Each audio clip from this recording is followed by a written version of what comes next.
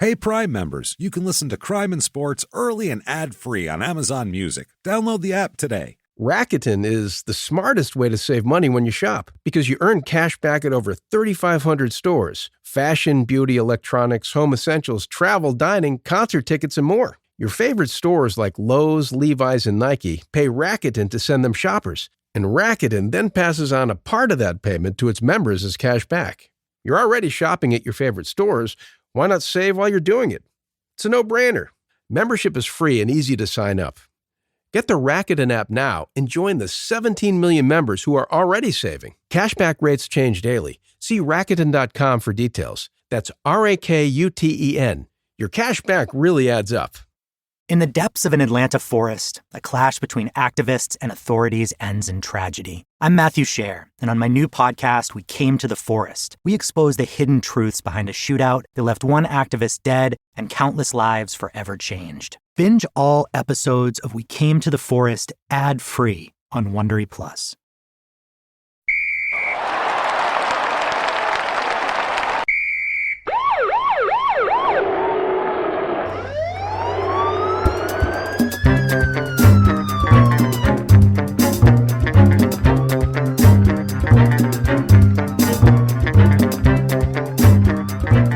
Hello, everybody, and welcome back to Crime and Sports. Yay! Oh, yay indeed, Jimmy. Yay indeed. My name is James Pietragallo. I'm here with my co-host. I'm Jimmie Whisman. Thank you for joining us today on another wild and crazy edition. We have had quite the run lately with just murderers and crazy people, and we're not going to stop this week. This is like I figure it's like a holiday time, you know, we're in the middle of all that, Thanksgiving coming up. So let's do something nice and warm and gross and bad. I think those are the best way to do it. That's the Crime and Sports way, everybody. That's the way we do it. It's a credo. Yeah. Christmas, we give you usually something terrible and horrible around there.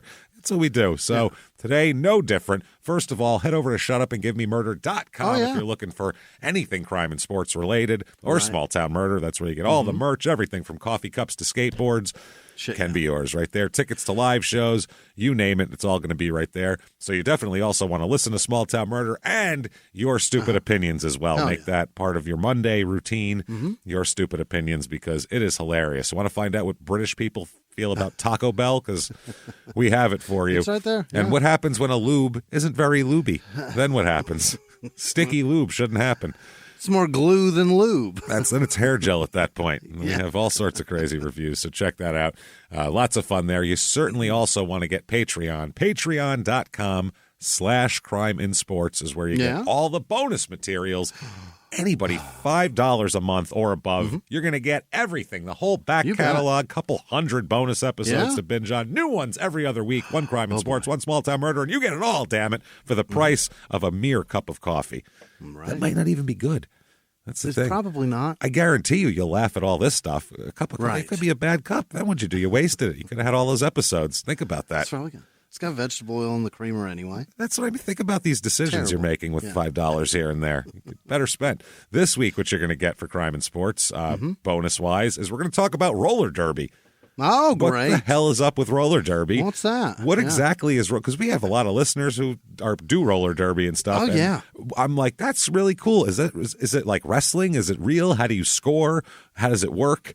I don't get it. And we'll do like a history, too, because it was at one point the most popular television show in America. So unbelievable. Which is crazy. It actually helped launch television. So we'll talk about that and all sorts of stuff. And then for Small Town Murder, oh, boy, I love it. I love this time of year. It's Love After Lockup season, everybody. Oh, we're going to update you on the last 6 or 7 months of Love After Lockup. There's bodies in its wake. It's a mess. It's awesome. A complete disaster. And relationships. Shit is failing. Nothing is working out. It's going to be amazing to talk about. This is maybe the dumbest crop we've ever seen. So it's fascinating how fucking ignorant they are. Just keep getting dumber and dumber. I don't know where they're finding them, but my God, thank you for looking, everybody. Good for you guys. Check all that out and more. Patreon.com/crime and sports. And of course, you'll get a shout out at the end of the show where Jimmie will butcher your name for you. Sure. So, I'm sure you'll all want that. There you go. Whatever you want. Whatever you want. That said, let's get into this with our asshole of the week here. Oh, boy. Yeah, we play the old-timey crime and sports game, asshole or idiot. I'm going asshole here. on this guy. Boy. Yeah, he's an asshole. Let's talk about him. Michael Calvin Richardson. Michael Richardson, football player. Yeah. On one of the most famous teams of all time, as a matter of fact. Super Bowl rings adorning him. Really? Absolutely. We'll talk a little bit about him. Nickname here is L.A. Mike. Oh. Now, L.A. Mike, you're thinking because we'll find out he's born and raised in Compton. So that's L.A., so you think it's Los Angeles Mike, but that's not what his nickname. That's not what the L.A. stands for.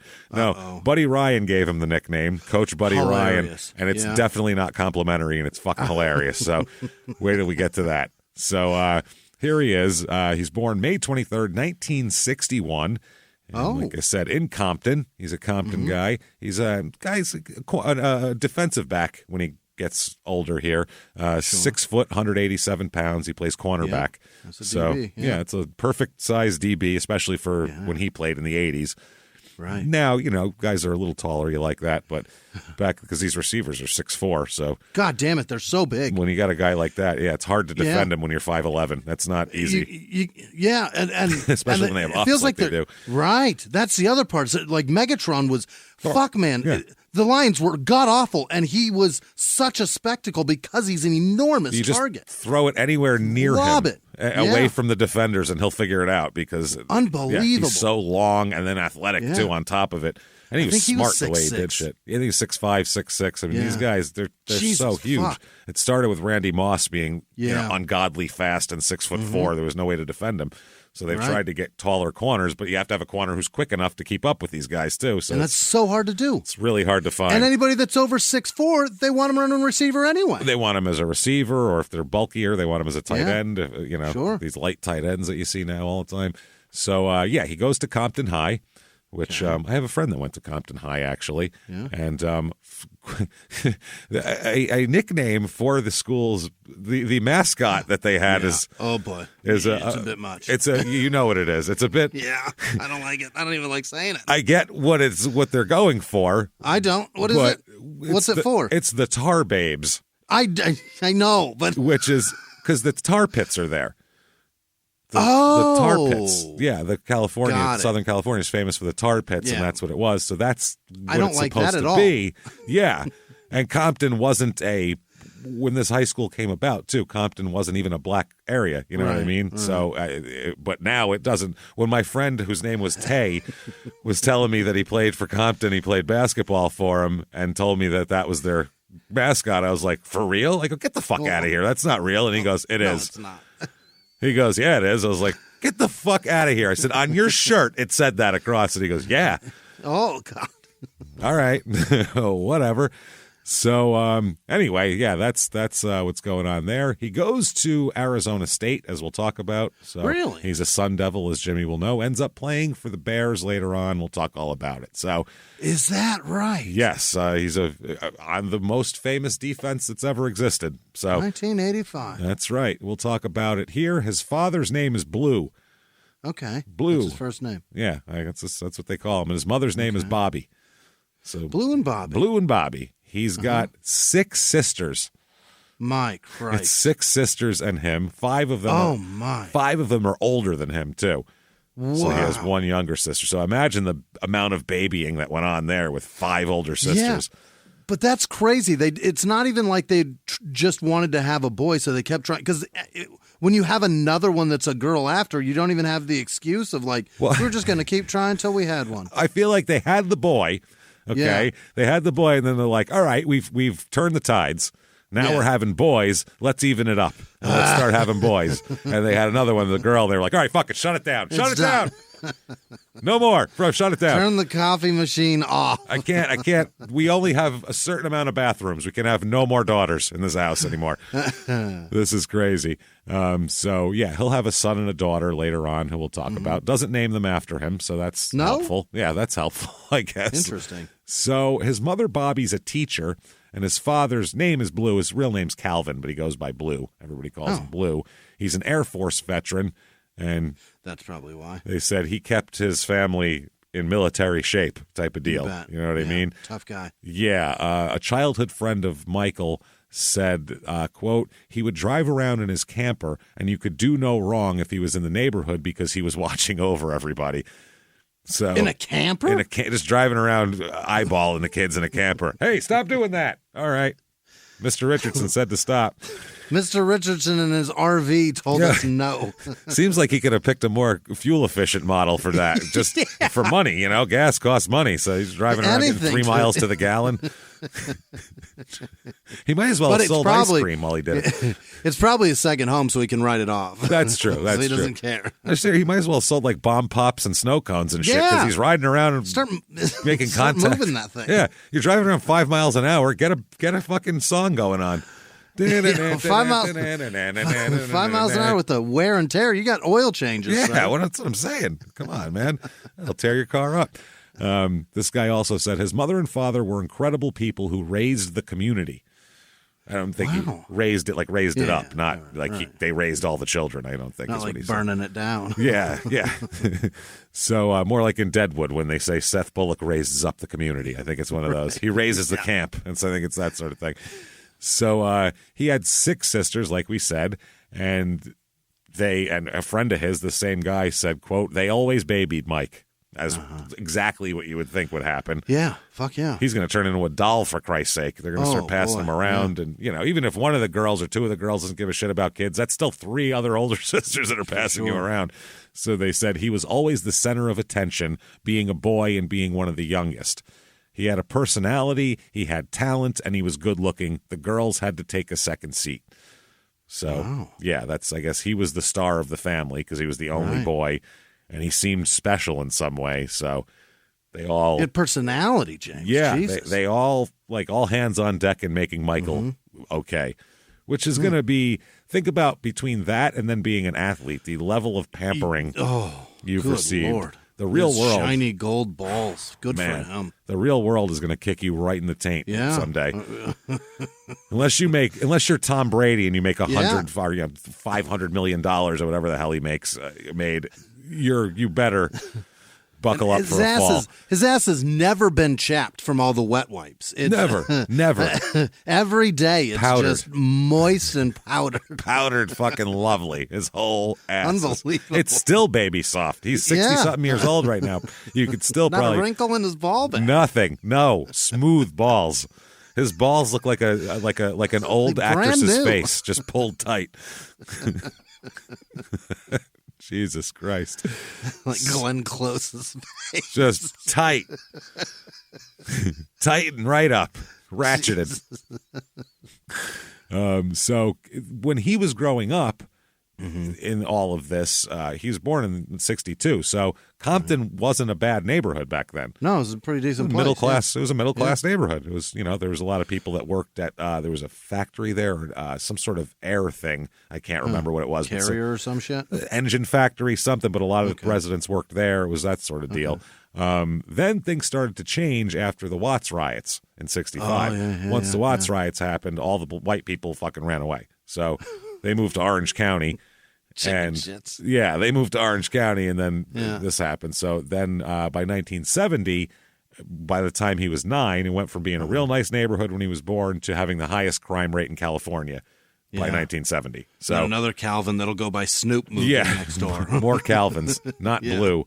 Right. So in the by the way, did you see that all of that his fucking I'm quitting fucking smoking bullshit? There's no fucking way he's quitting smoking. Did you see what it was, though? He's not. No. Do you know what it was? What is it? He said in his fucking, this is very stupid to talk about now, but he said in his fucking social media thing that was retweeted hundreds of thousands of times and everything, I'm giving up smoke. Yeah. Oh my God. He's shilling for a smokeless fireplace. That's what it is. They came out with the ad campaign of Snoop sitting next to one of those metal canisters that has a fire in it, saying, I gave up smoke. No more smoke. It's a smokeless fire. I'm so mad. Yeah. I knew he was selling something based on the 3 subsequent posts of "please respect my privacy." I'm like, come on, what is? There's a gimmick up here. This is dumb, but. I figured it was going to be he was selling edibles or some shit like that. Yeah. But it has literally nothing to do with weed. Some marketing person had a genius idea. I hate this marketing person already. And got a lot of attention for it. Now I just want to punch him right in the balls. Never, ever say the brand of this, James. I didn't. That's why I said a smokeless fireplace. Fuck your brand. I think they had enough pub. They don't need us at this point. This would really be superfluous and pointless. But if he was selling Snickers, I'd never fucking say Snickers either, ever again. Yeah, that was bullshit. And it's funny because I have his weed. It's death row weed he puts out. So I'm like, so there's people like, there's no way he's going to stop that. That's going to make him $1 billion fucking dollars. I mean. He's got to show that he likes it. This product is terrible. It's not good for me. You should buy it, though. That's not going to work. You can't do that. My family told me to give it up, but you should buy it. If you saw Ray Kroc, he had a cheeseburger in his hand, period. You know what I'm saying? He wasn't going to go, I'm a vegetarian. That shit's terrible for your heart. He was not going to say that. I love that when he died, his wife gave all his shit away. Yeah. Can you imagine? Work your fucking balls off your whole life, marry a 20-year-old hotter woman, and then she outlives you and gives everything you worked for away. I think he knew that was coming. I think he made that choice. He probably knows the woman better than we do. So I think he made the choice, and he's like, I'd like to spend the last moments of my life with a great woman. With a sexy woman here. Yeah. So, that was ridiculous. There was people responding to him, too, like other celebrities going, I'm thinking about it, too, and it's not been good for me and all this stuff. And it's like he can't even respond. No, weed's great. Stop. I sell it. That's my business. Please always buy my brand. Yeah, buy it. It's really good. That had to kick it. That had to make him feel real dumb. Yeah, I hope it did. Can we come out with the fireplace shit already? Because this is really...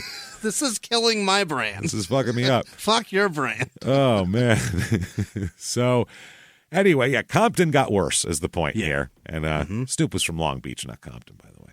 Right. Yeah, You're he's right. a Long Beach guy. Cause it was Easy E that was from Compton. You're right. A lot of the other guys are from Compton, but he's all Long Beach because my cousin Ian, who does the research for crime and sports, he went to high school with him. I saw him in his yearbook.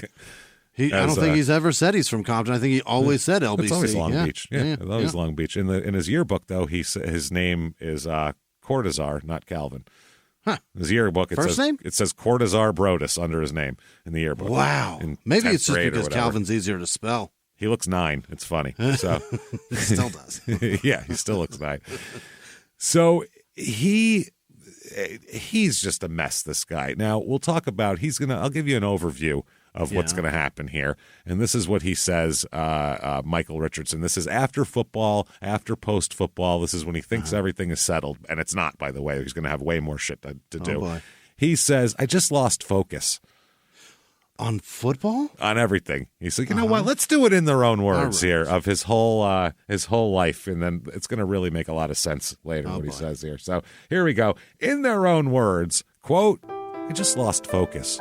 At some point, the party has to stop, and my party didn't stop. And if the party is 24 hours around the clock, eventually you're going to get into trouble.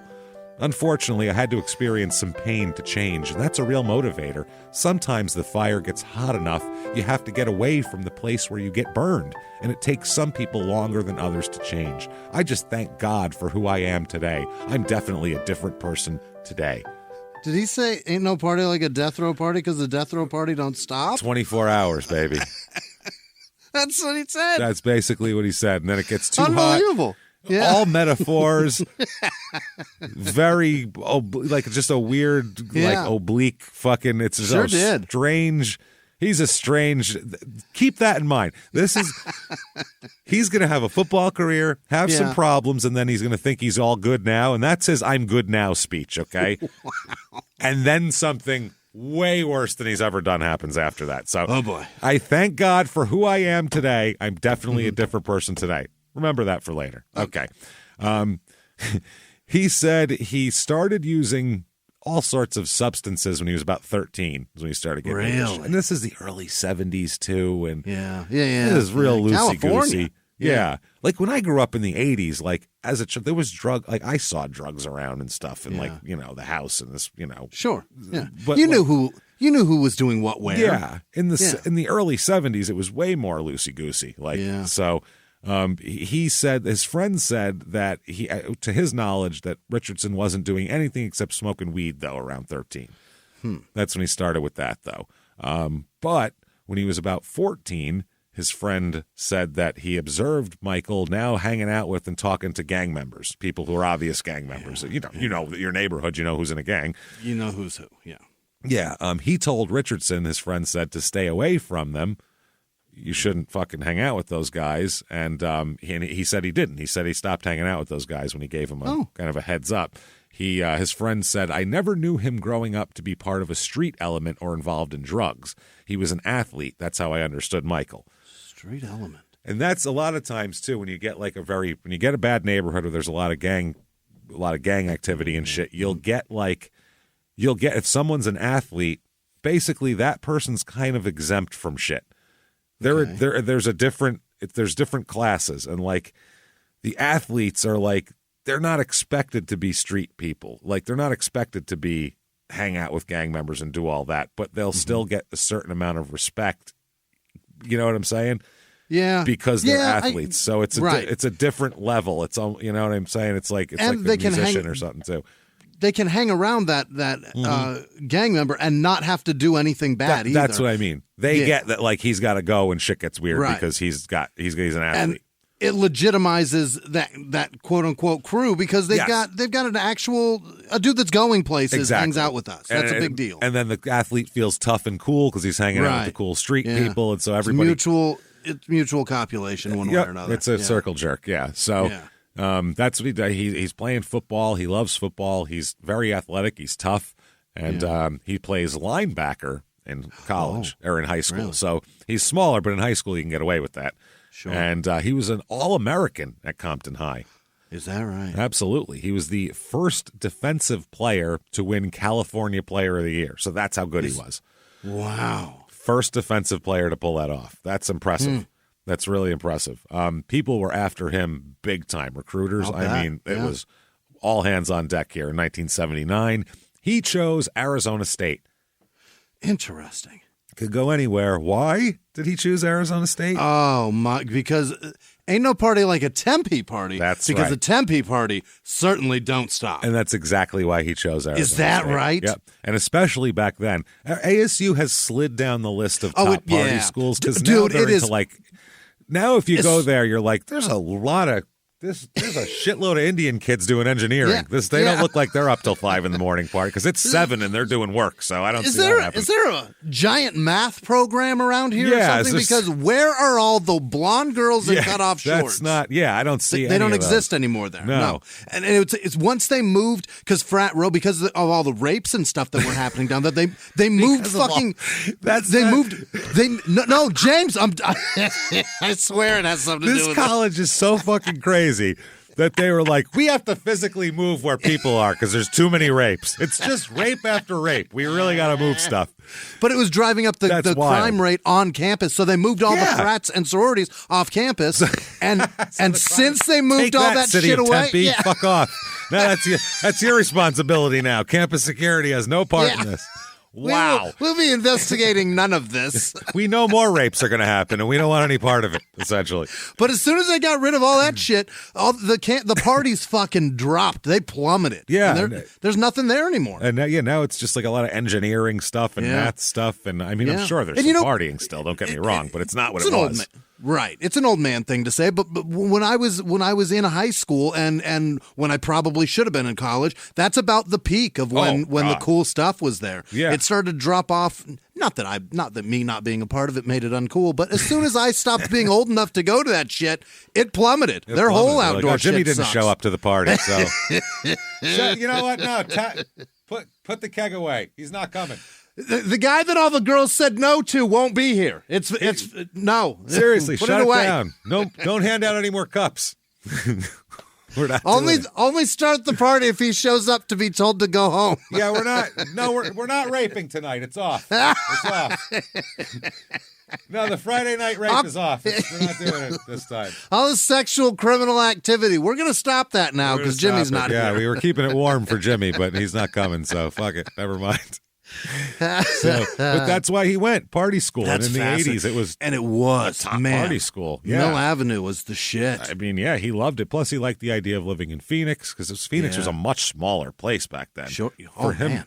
there was maybe 500,000 people in the Valley in 1983. Maybe. All suburbs involved now, James. There are 5 million people in Phoenix. It's huge. That's huge. Crazy. And this was it was small. Yeah. North Phoenix Insular, didn't too. exist really. You know right. what I mean? And then the other part Bell Road was dirt back then. Yeah. Suburbs were there was no city in between them. Yeah. Yeah. And the suburbs were farms. I mean, that's what it was. Gilbert was lettuce farms. Right. There wasn't fucking no houses there, places like that. Surprised was that even a fucking named town back then? It was named in a long time ago, but it was it was literally called that because the lady said she'd be surprised if it would become anything. There you go. I'm still.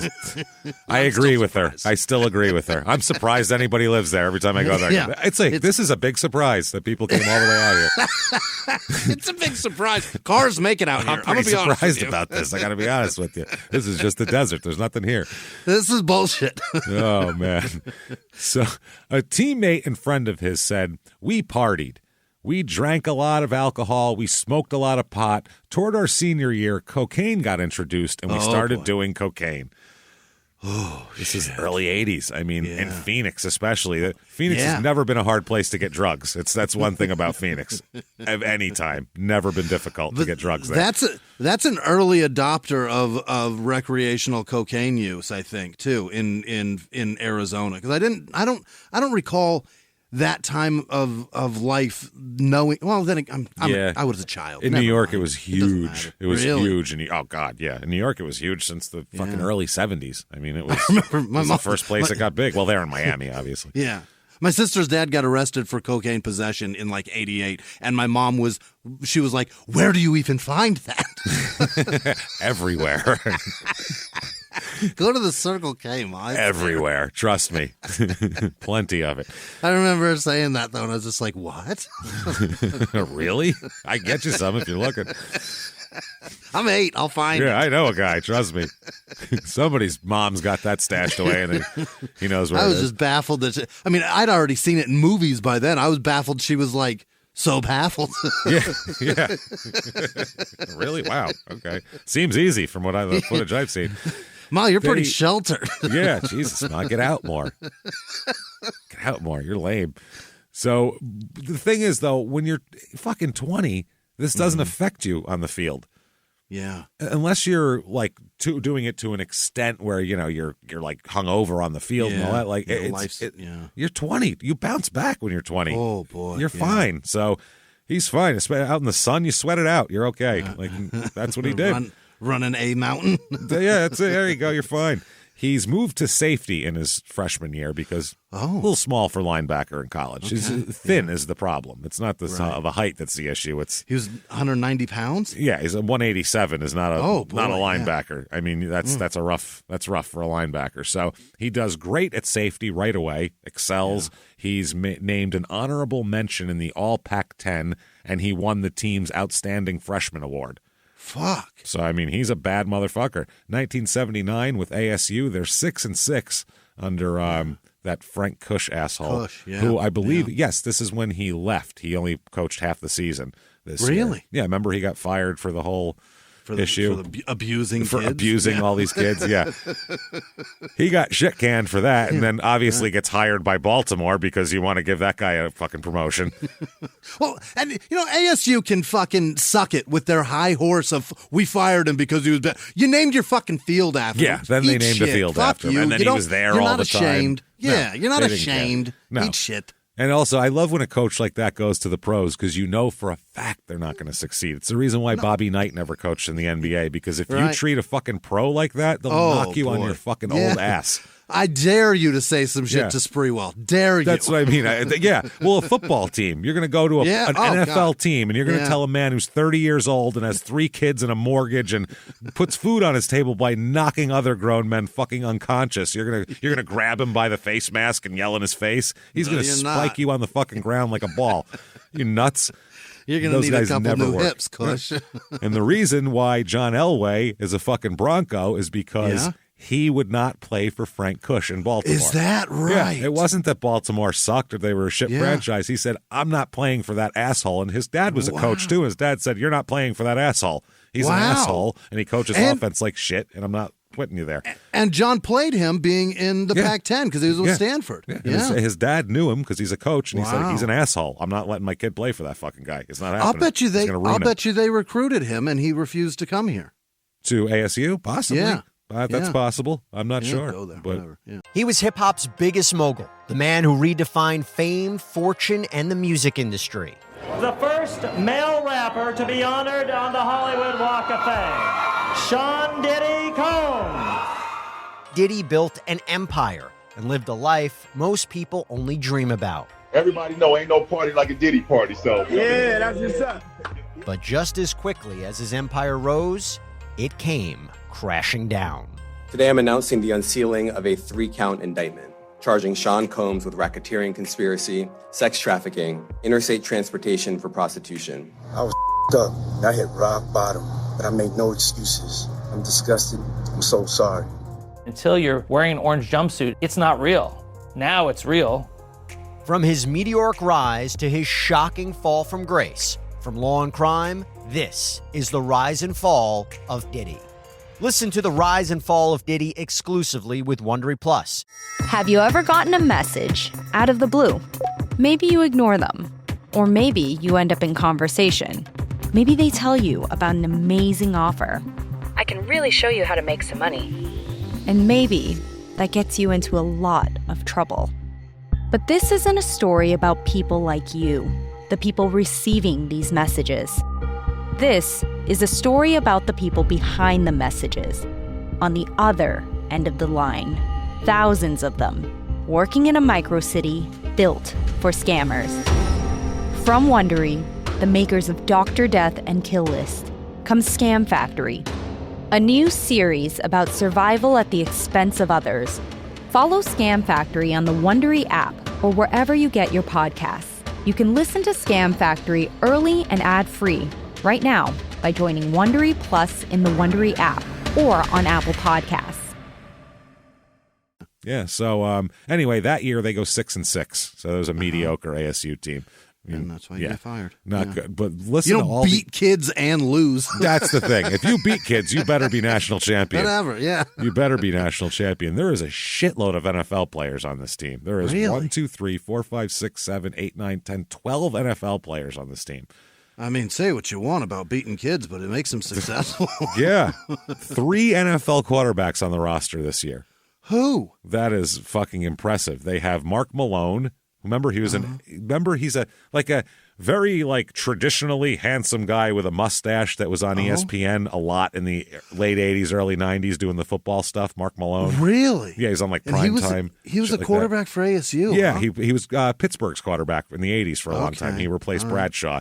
That guy, he was their quarterback. Mike Pagel, who played for the Colts and also the Browns there. I remember him. Browns, okay. Yeah, he was like a backup that would start sometimes. I was going to say Bengals, but that's Ohio, so all right. Yeah, close enough. Orange. There's orange in there. There's That's orange in in Ohio. there. Who gives a shit? Close enough. Sandy Osiki, who I don't know who that is, but they NFL logo next to the name. So Robert Weathers, a running back. Gerald Riggs, who was a good running back for the Redskins, and did he go to Tampa for a while? Wait, is that Riggs? Gerald Riggs. Is he related to John, you think? No, that's Riggins. That's Riggins. Yeah. No, this is a black guy. He's definitely not related to John. Certainly not related. Certainly not related to John. Not even close. not the same. Alvin Moore, another running back. Newton Williams, another running back.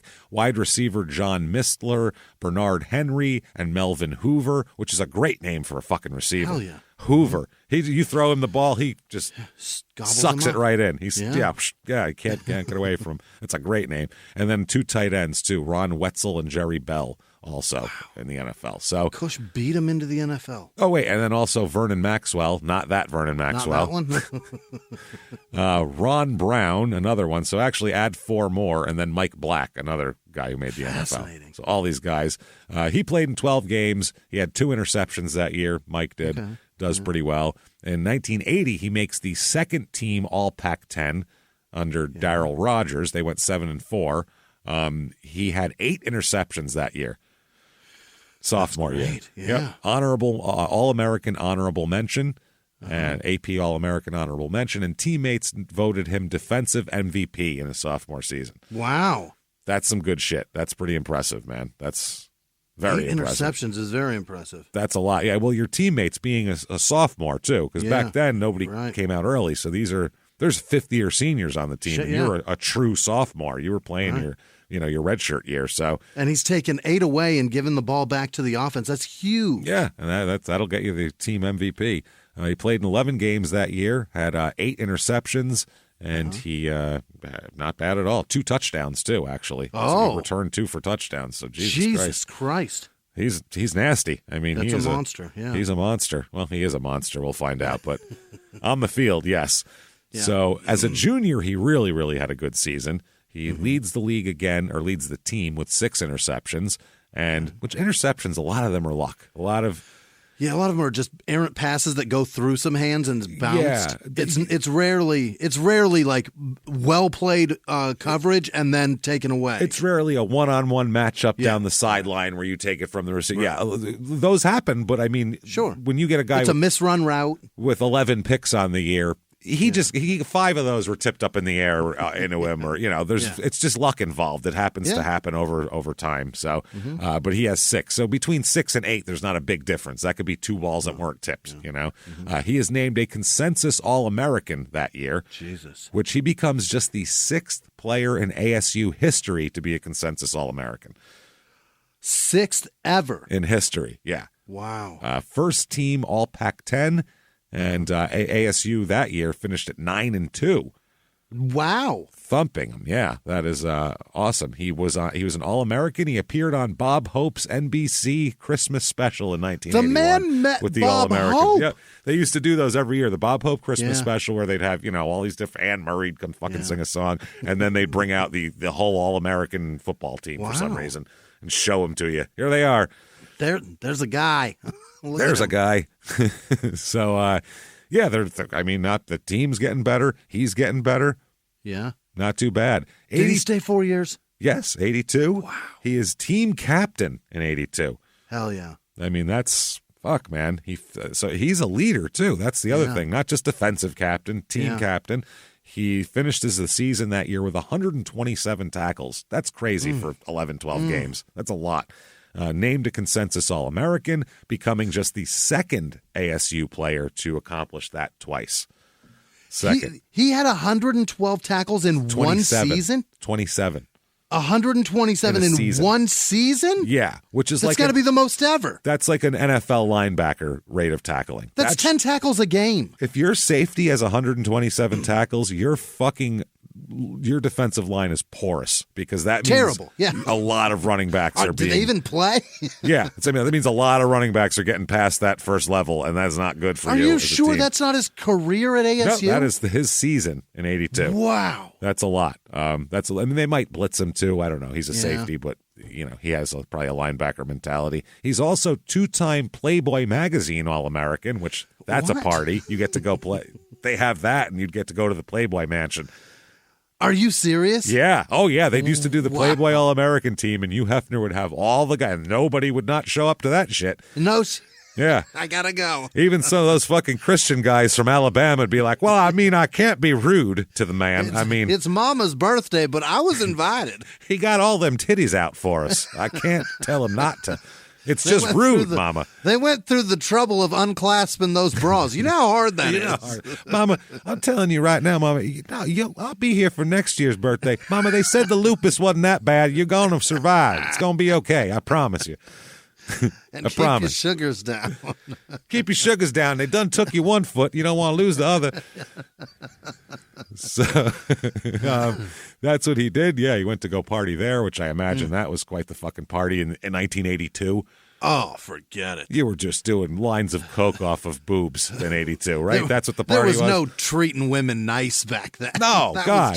That was just if her titties are out, do what she wants. Hugh was like, how many would you like? And then he just sends some with you probably. And here, wait, take some coke to do off their titties. Jesus, that's half the fun. What are we doing here? Don't forget your robe. Here you go. Wait, there you go. Smoking jacket now. So In 82, though, they have a great season. I mean, they really kick some ass. ASU does. They're 10-2 that year, which is pretty goddamn impressive. They go all the way to the Fiesta Bowl that year. Really? Where they defeated Oklahoma, who was a national powerhouse. Wow. This put ASU in like national conversation of. I was just going to say, there's no way teams. that ASU was considered a viable football team before this. No, I mean, they had that one in the 70s under Cush. They had that one big moment. Was it a Rose Bowl or something? It had to be something. Something like 77, but then it went away, and then this kind of made them back in prominence. And especially it's in prominence because a bunch of these guys went to the NFL. Yeah. Generally, when kids are coming out of college to go to schools, back then they look at how often are they on TV, number one, and number two, how many players from those teams go to the NFL? Does that coach produce NFL draft picks? Because that's what you want. So that's what he'd go. In the last 2 years he was there, they went 19-4. Unbelievable. Not too shabby. He has 18 career interceptions, which is he has one more than Mike Haynes, who had the most in school history. And what was that the guy that played for the Patriots or the Michael Haynes that played for the Saints? Mike Haynes, the Raiders corner from back in the day. Oh, corner. Okay. Yeah, he's the old Raiders corner. Because he's interceptions. Yeah, with the interceptions. So, I mean, they're still producing a lot of NFL players too here, having damn fine time. So he does well. He's recognized as an All-American in 81 and 82.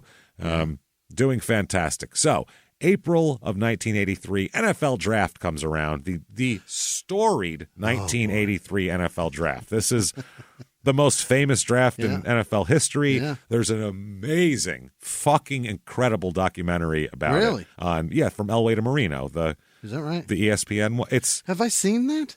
If you haven't, Jesus Christ, Jim, it's all about John Elway and how that all I mean, it's how they got the Broncos got Elway. As a Bronco fan, you should watch it. But goes through the whole draft because there's all sorts of fuckery going on. This is the draft where Dan Marino went 27th because everybody thought he was selling coke. It was when he wasn't. It was fucking ridiculous. So I don't even need to ask you. Number one player picked in the 83 draft, John Elway, to Baltimore, of course. Right. Where he wouldn't said, play. Fuck you. Not doing that. He almost ended up on the Raiders, Jimmy. He was that close. Oh, is that right? Oh, they had a deal, and the NFL disallowed it. Pete Rozelle said, no, the Raiders aren't getting John Elway because he was always in a fight with Al Davis. Yeah. So by rights, they should have been able to get him, but it didn't work out that way. The Bears tried to get him, a bunch of different teams. Who went to Baltimore for the trade? The offensive it wasn't lineman, a trade, was it? Chris Hinton, yeah. Oh, boy. Chris Hinton, who was Denver's pick at number 4, who was an offensive tackle. He went to Baltimore in the trade, and then also draft picks and all that shit. Okay. Number 2 overall, Hall of Famer Eric Dickerson. Yeah. Jesus. Number 3 is Kurt Warner, not the quarterback Kurt Warner. Yeah. Kurt with a C, the Seahawks running back, who's a solid, serviceable running back, Worthy, but not in this draft. He shouldn't have been number 3 overall. He's not he's not in He's not Dickerson. It's not between him and Dickerson. No, it's not even close. Billy Ray Smith, Jimbo Covert, who's a Hall of Fame Chicago Bear tackle, went number 6. Todd Blackledge. This is where the quarterbacks start coming. This is where Marino's seeing guys picked ahead of him. Todd Blackledge, obviously. Michael Haddix, a very mediocre Philadelphia running back who didn't do anything. Bruce Matthews goes after that, the Hall of Fame Houston/Tennessee guard.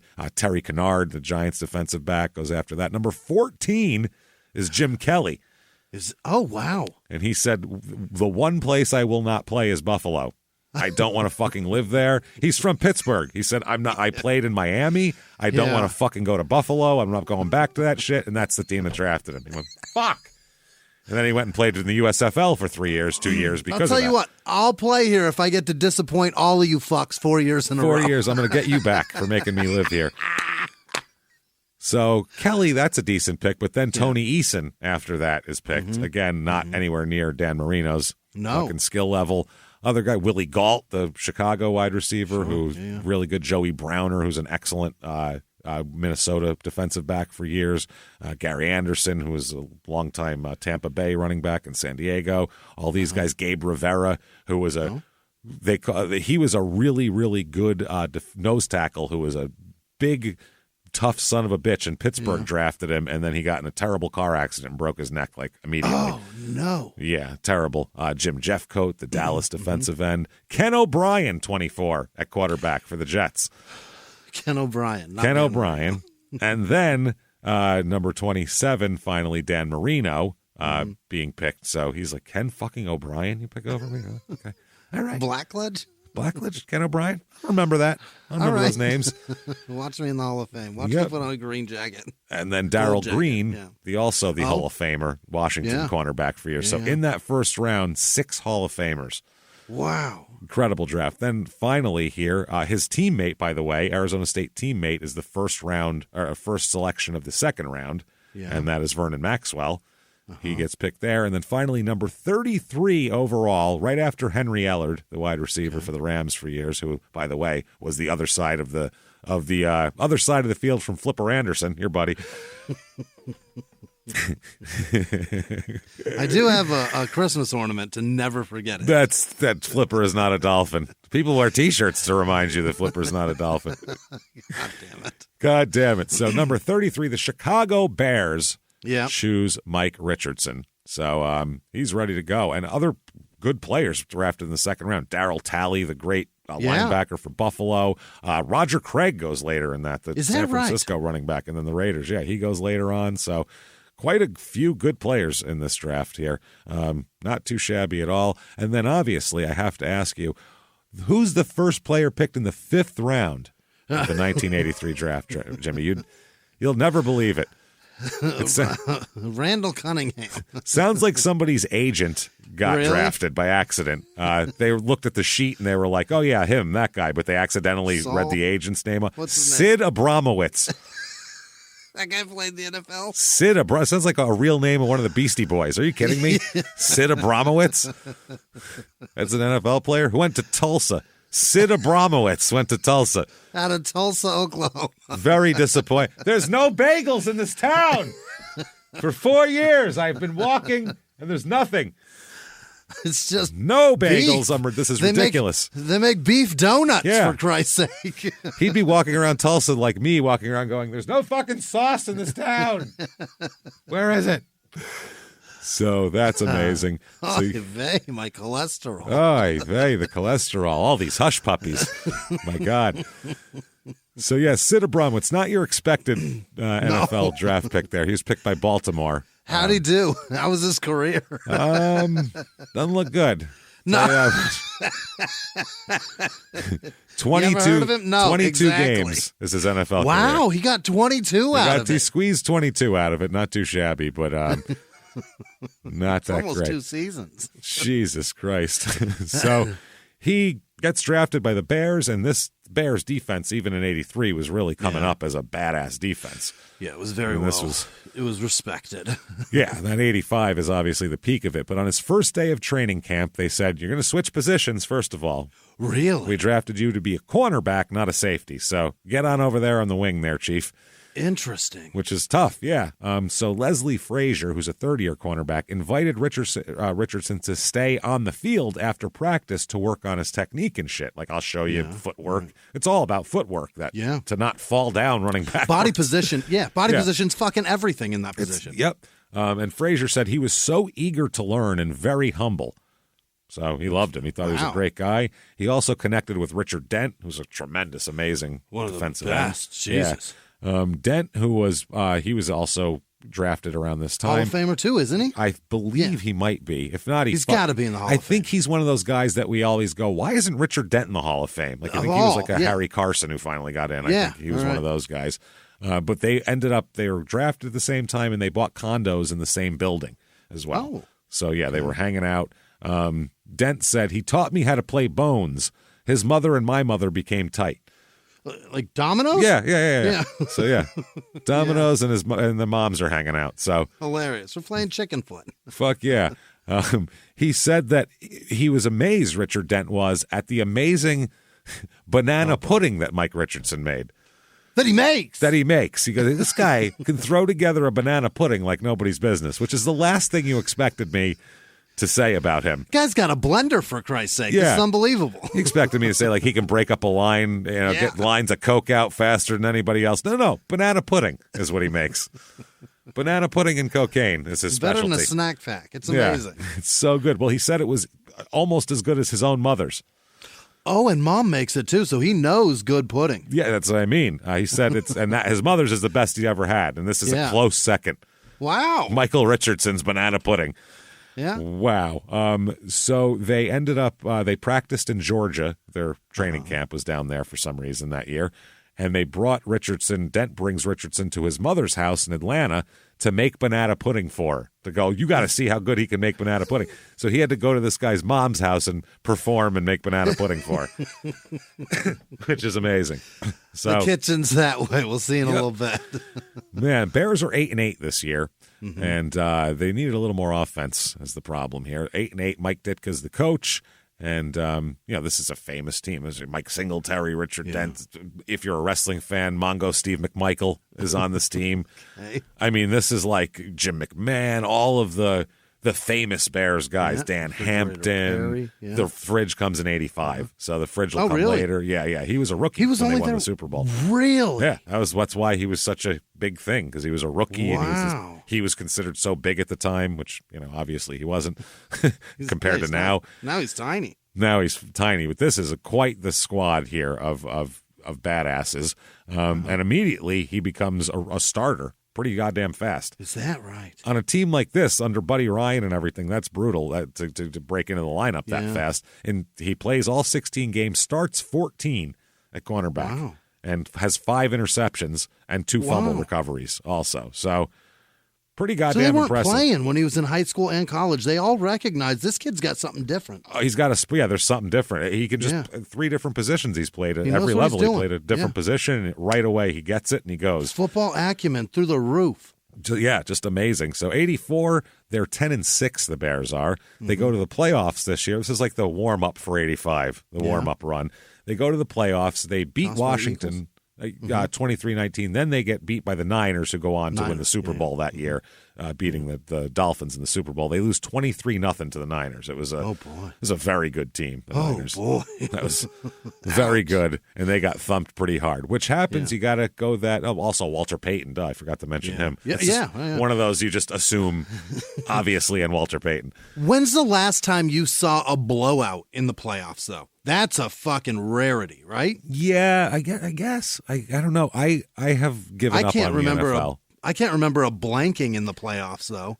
If I want to watch the NFL, I'll find an old game on YouTube, and I mean old from even from 8 years ago and before. Yeah. And it's not because they're fucking soft now. No, it's not that at all. It's because I'm really, really, really sick of Kevin Hart, and I don't want to fucking see his face anymore. I'm tired of it. I'm fucking sick of it. Yeah, but if I tune in, I'm going to see his fucking face. I'm going to see him on every fucking commercial embarrassing himself, talking like he's really sitting there worried about his FanDuel bets. He's got $100 million. He doesn't fucking care about it. And I'm sick of it. I bet he's got more than that. There's a commercial they constantly play now where there's these guys sitting there and they're like, garbage time shouldn't be garbage time. And they show people leaving at the end of a game because it's like 35-7. Garbage time isn't garbage time if you're betting on every play. And even when the game's out of hand, still fucking put your family's hard-earned money in. Throw it in. And I don't care. Gambling is do whatever you want. But if you can't advertise cigarettes on fucking television, but you can advertise that, at the click of a button, give us all your fucking money so you can't pay your mortgage. And there's so many people who cannot handle that. And it's so easy now.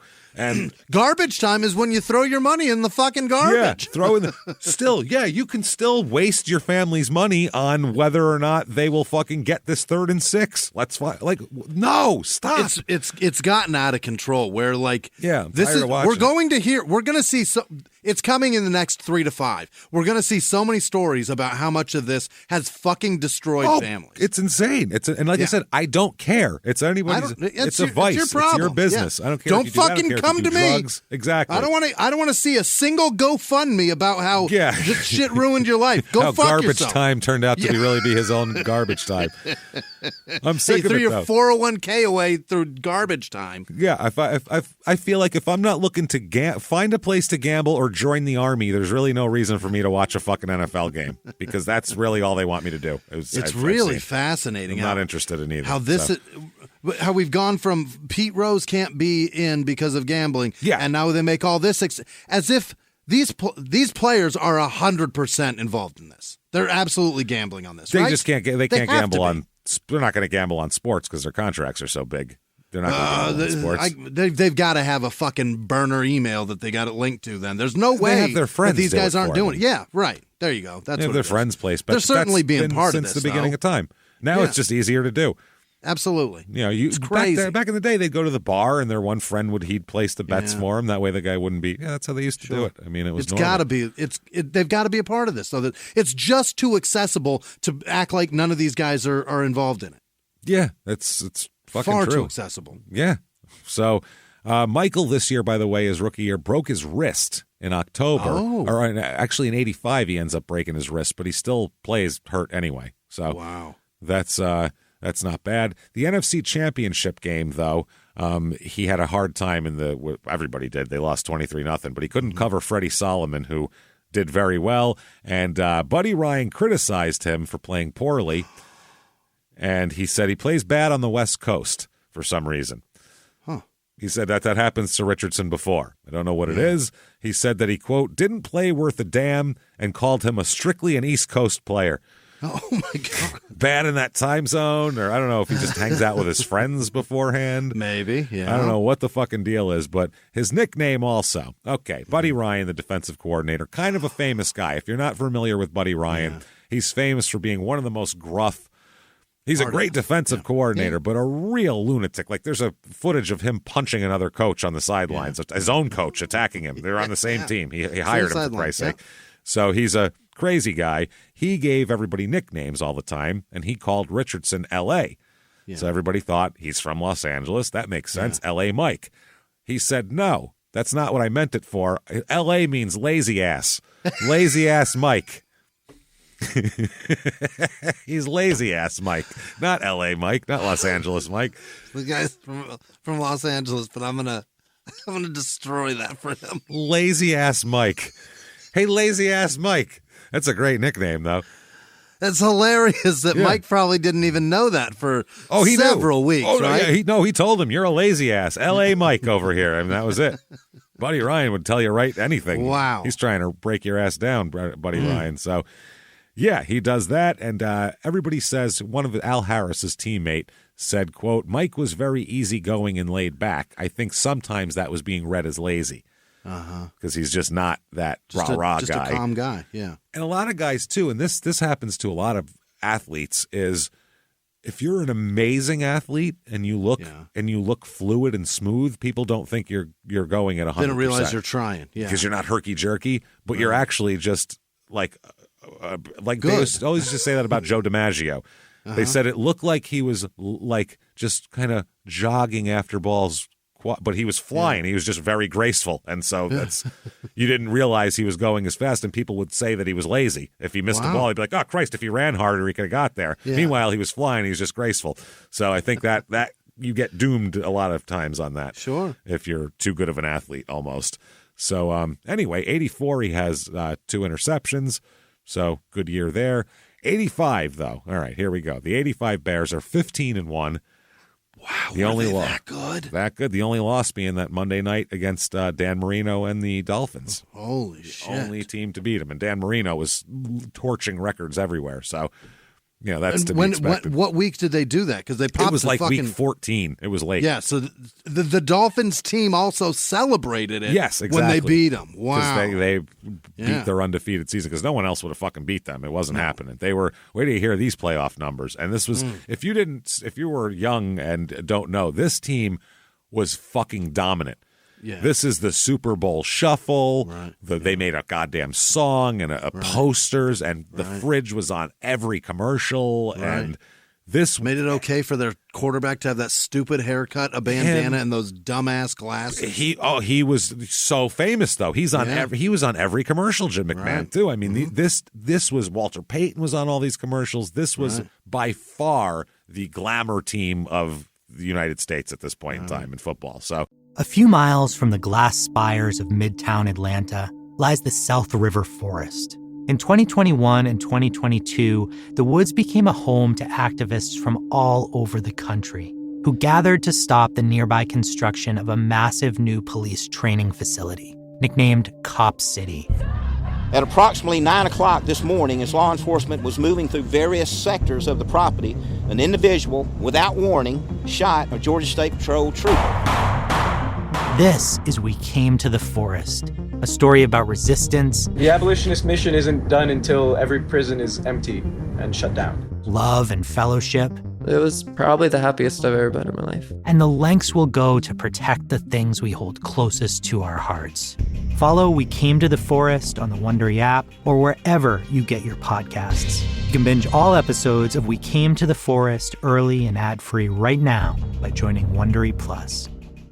In the 1980s, a rosé swept the country. Hey, Mike, I really like this White Zinfandel. Well, good. Now put it down. We're going to try another one. White Zin became America's top-selling wine. But most don't know that this sweet drink has a sour history. What began in 1986 with counterfeit bottles. A big fraud, a multi-million-dollar fraud. Sent investigators chasing one of the most powerful families in the business, the Licciardis. But the closer the feds got to them, the more dangerous things became.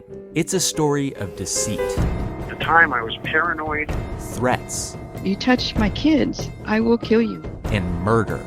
With a .22 caliber bullet to the head. What started with a scheme to mislabel wine spilled into a blood-soaked battle for succession.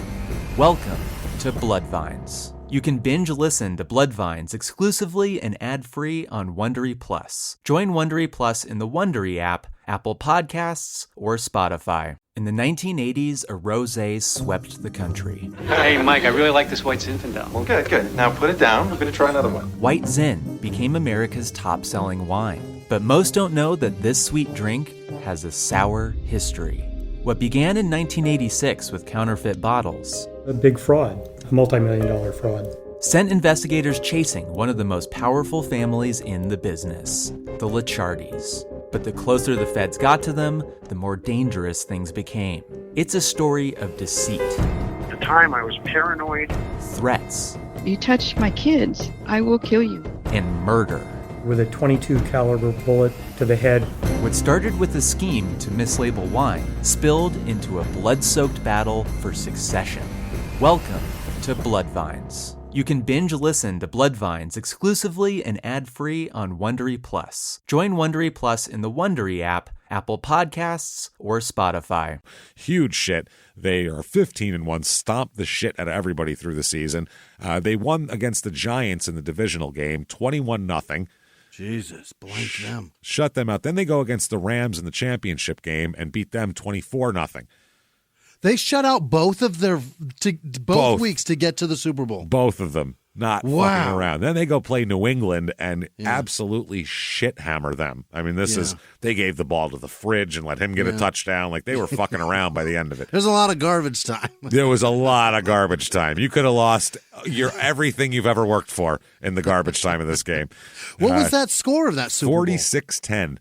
They made it sound like, James, you know what I mean? Because I didn't watch it. I was too young of a boy. I was 4 years old, for Christ's sake. But I've seen the highlights of it and everything. But they make it look like and sound like they gave it to Fridge because it was 34-33, and they needed to get that touchdown. They thought it was fun. Ridiculous. And Walter Payton was bitter till his dying day because they gave it to Payton. Played for the Bears since the mid-'70s when they were terrible. He was the only thing they had for years. He ran more than anybody. He never missed a game, Walter Payton. Wow. He played for like 14 years without missing Iron a fucking Man, game. yeah. He's a fucking Iron Man. And they give it to and he's like, I don't get a touchdown in the Super Bowl? Really? And he was bitter about it till his dying fucking day. They gave the rookie who doesn't even play offense the touchdown rather than Forget offense. He doesn't play. Forget this position. He's not even on the field when all of us are. Yeah, rather than, in my opinion, one of the top 3 greatest football players who's ever played the game. To me, he's top 3. You know, you can throw. I got a top 5 that you can kind of mix and match them however you want. They're all running backs. There's Jim Brown. Yeah, I think Jim Brown. I think Walter Payton. Yeah. No, running back, yes, but not player. Because Walter Payton did everything. He was a great blocker. He was an incredible. He was a receiver. He's a great football player. Right. Jim Brown just changed everything. I think Dion and Lawrence Taylor are in there, and I think you can mix them around however you want. Yeah, and I think that's my opinion anyway. Yeah, I mean, Dion was fine. Dion shut down he'd say, "Who's the best receiver?" And then you throw twice in the whole. He would just take him out of the game. You'd never even throw to him. Yeah, Jerry Rice out of the game completely. Very few times has a DB made that much fucking noise. Nope. You know what I mean? For a long time lately, it was Darrell Revis, and then the next one. But nobody knew. Nobody knew any DB's names. No. That was just a casual fan of the NFL. Yeah. But everybody knew Deion Sanders. Well, also too, he was a great punt returner and a great kick returner as well, like a great one, like an all timer. And on top and if of he that, intercepted, you better fucking get him now. Oh, because if he gets You're any done. steam, it's over. He's running it back. I mean, I don't know if I'd put him up there, but he's in my top 10 of players just because He's there's so good. You couldn't have been any better at what he did. Yeah, Impossible. But stringing words in the in English language together, he's probably Not the best. bottom That's a 3%. That's a different kind of factor. Dumb as there. shit, but boy, on the football field, he's incredible. So 46-10 with that ass whooping there. Yeah. Here's a great story. Okay, a young actress.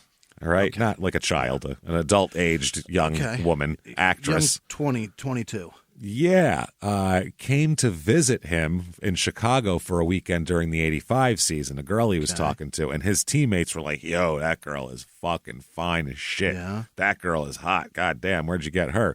He, rather than hang out with her, decided it'd be more fun to go hang out with his friends and go out drinking and ditch her.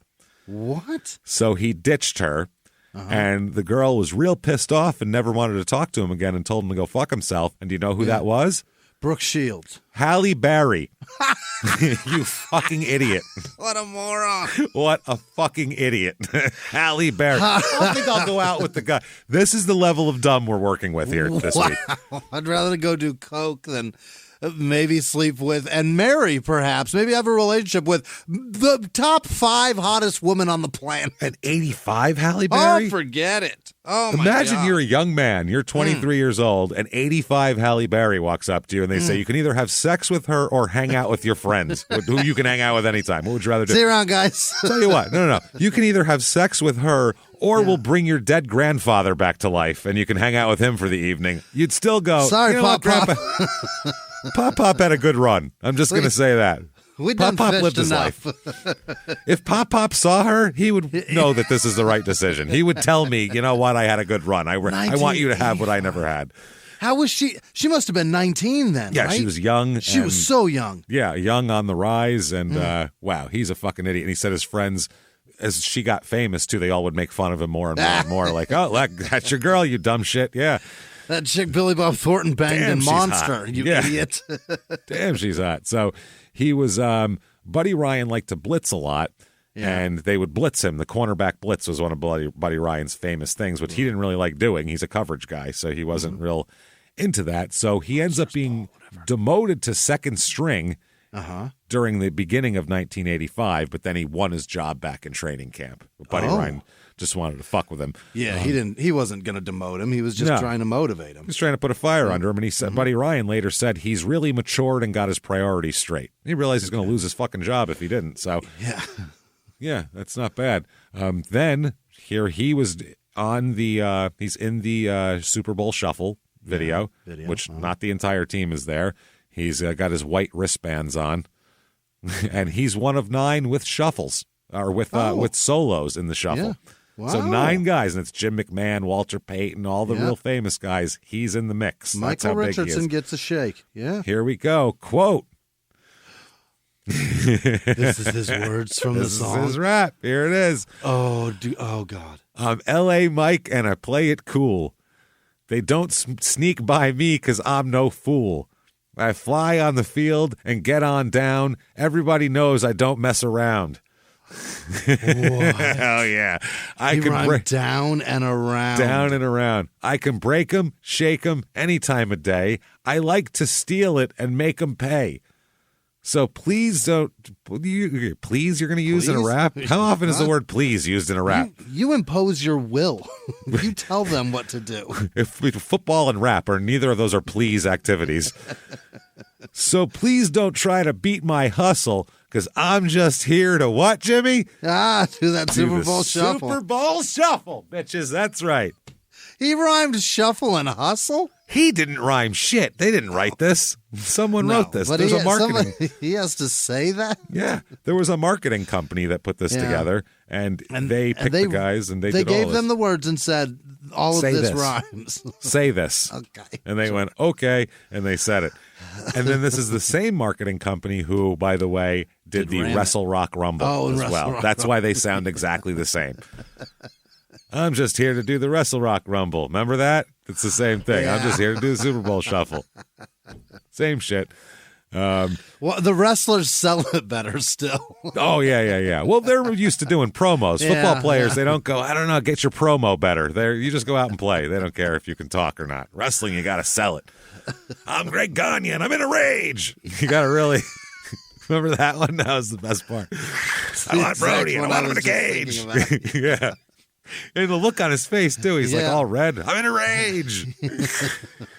Oh, man. And then he has to say, how do you say those two rhymes together and then say, just going to do the Wrestle Rock Rumble? I'm going to do the Wrestle Rock Rumble. Unbelievable. Oh, I love it so much. So Richard Dent said his favorite photograph, one of his favorites of all of his playing days, is a picture of him and Michael Richardson hugging each other after the Bears beat the Cowboys in 85, 44-0. Wow. Which is a shit stomping. They were celebrating. It's a beating right there.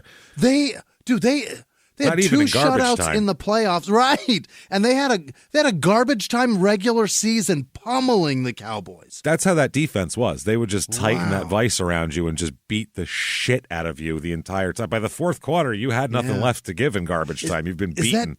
Is that Landry coached? The Cowboys, yeah, that's Landry's team. Wow. Yeah, absolutely. This is the downturn when they started him getting fired and everything.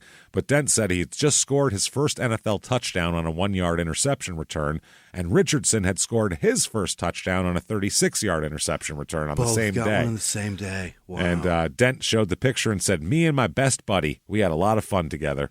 Oh, Rich. So Rich, yes. That year, like I said, they win the Super Bowl. So Mike's got a ring on his finger here. Doing very well. 86 Bears go 14-2. That's the thing. They didn't go in the shitter. Didn't stop, yeah. No, but they lost in the first round of the playoffs to the Redskins. Second round, though, because they had a bye, right? They had to. That's the divisional round, so that's the divisional round. And the Redskins ended up winning anyway that year, so there's no shame in that. They lost to the Giants in the playoffs. Oh, The really? Giants beat Denver. Yeah, Redskins beat Denver the next year. In 87. 87 season, You're right. yeah. So, that's how that one went. And the Bears this year, too, they got Neil Anderson, their new running back there, to try to, replace Walter Payton. That didn't work. He was good, but he's not Walter fucking Payton. So, Richardson was benched again in training camp in 86 for showing up 2 days late to camp. Really? Not 2 hours late, 2 days late, which is more. That's super late. That's very late. It's really late. That's incredibly late. That's super late. If you're waiting, you ever showed up for anything 2 days late? Imagine ordering a pizza and it showed up 2 days from now. You'd be pissed, wouldn't you? I think I might be pretty mad. Yeah, you're not paying a pizza $500,000 a year either, so you'd be really. That's mad. a great point. For that late, like. I've been 2 days. I've been 2 days late because of an airline. If I was 2 days late to my flight, they'd be like, "I don't know what to tell you, man." Yeah, that shit is long gone. Those people, they're living their lives right now. The people those who are on people that flight. are all over the place now. Yeah, they're scattered. They're like kicking an anthill. They are everywhere. He said he was confused by the date he was supposed to report. There's by 2 days. A football team invites like 100 people to camp. Yeah. Plus all the coaches. There's like 150 people that knew the date and made it there just fine, but he was confused. So that's 2 not days. good. 2 days worth of confusion. That's not great. But he ended up obviously getting a starting job back. Again, Buddy Ryan knows you have to demote him to light a fire under his ass to make him try hard, or else he won't. That's how it works. 86 season, he starts all 16 games, 7 interceptions this year. Jesus. The NFL, he's had 5, 2, 4, and 7 for interceptions. Not bad. So, I mean, that is doing great. Really, really good. The Bears, though, like I said, losing the playoffs early. 87 Bears go 11-4. That was the strike-shortened season, that one, remember? By one game. 87 season was the one where Suge Knight played for fucking the Rams, so not a lot of the beginning of the season was a mess. This year, they lose again to the Redskins in the playoffs. That's their time. Who go on to trounce Denver, with Doug Williams and Timmy Smith having that crazy game and all that shit. So, this year, though, I mean, he's doing fine. It's not his goddamn fault. It's the way he's looking at it. But in 87, in that season, he was again missed the beginning of training camp. This time, though, he's holding out. He's doing it on purpose because he's not the highest paid defensive back on the team, and he feels he should be. Really? Yeah, so he's holding out. Which he's got 7 interceptions, and that's a lot. He should be the highest. Yeah, I mean 8 to 12 is like unbelievable. That's so he's got like 7. I said, that's luck, though. Yeah. If you watch the film and you know that he's breaking passes up, just because he didn't have a couple extra balls tipped to him is not really that big of a deal. So he doesn't report to the training camp till shortly before the season begins, like last week of training camp. Yeah, and he's not a starter by then. So they've given someone else his job. Yeah. Not only is he not the highest paid, he's not even a starter now. That was a mistake. Later in the season, he gets his starting job back, but then he gets demoted again.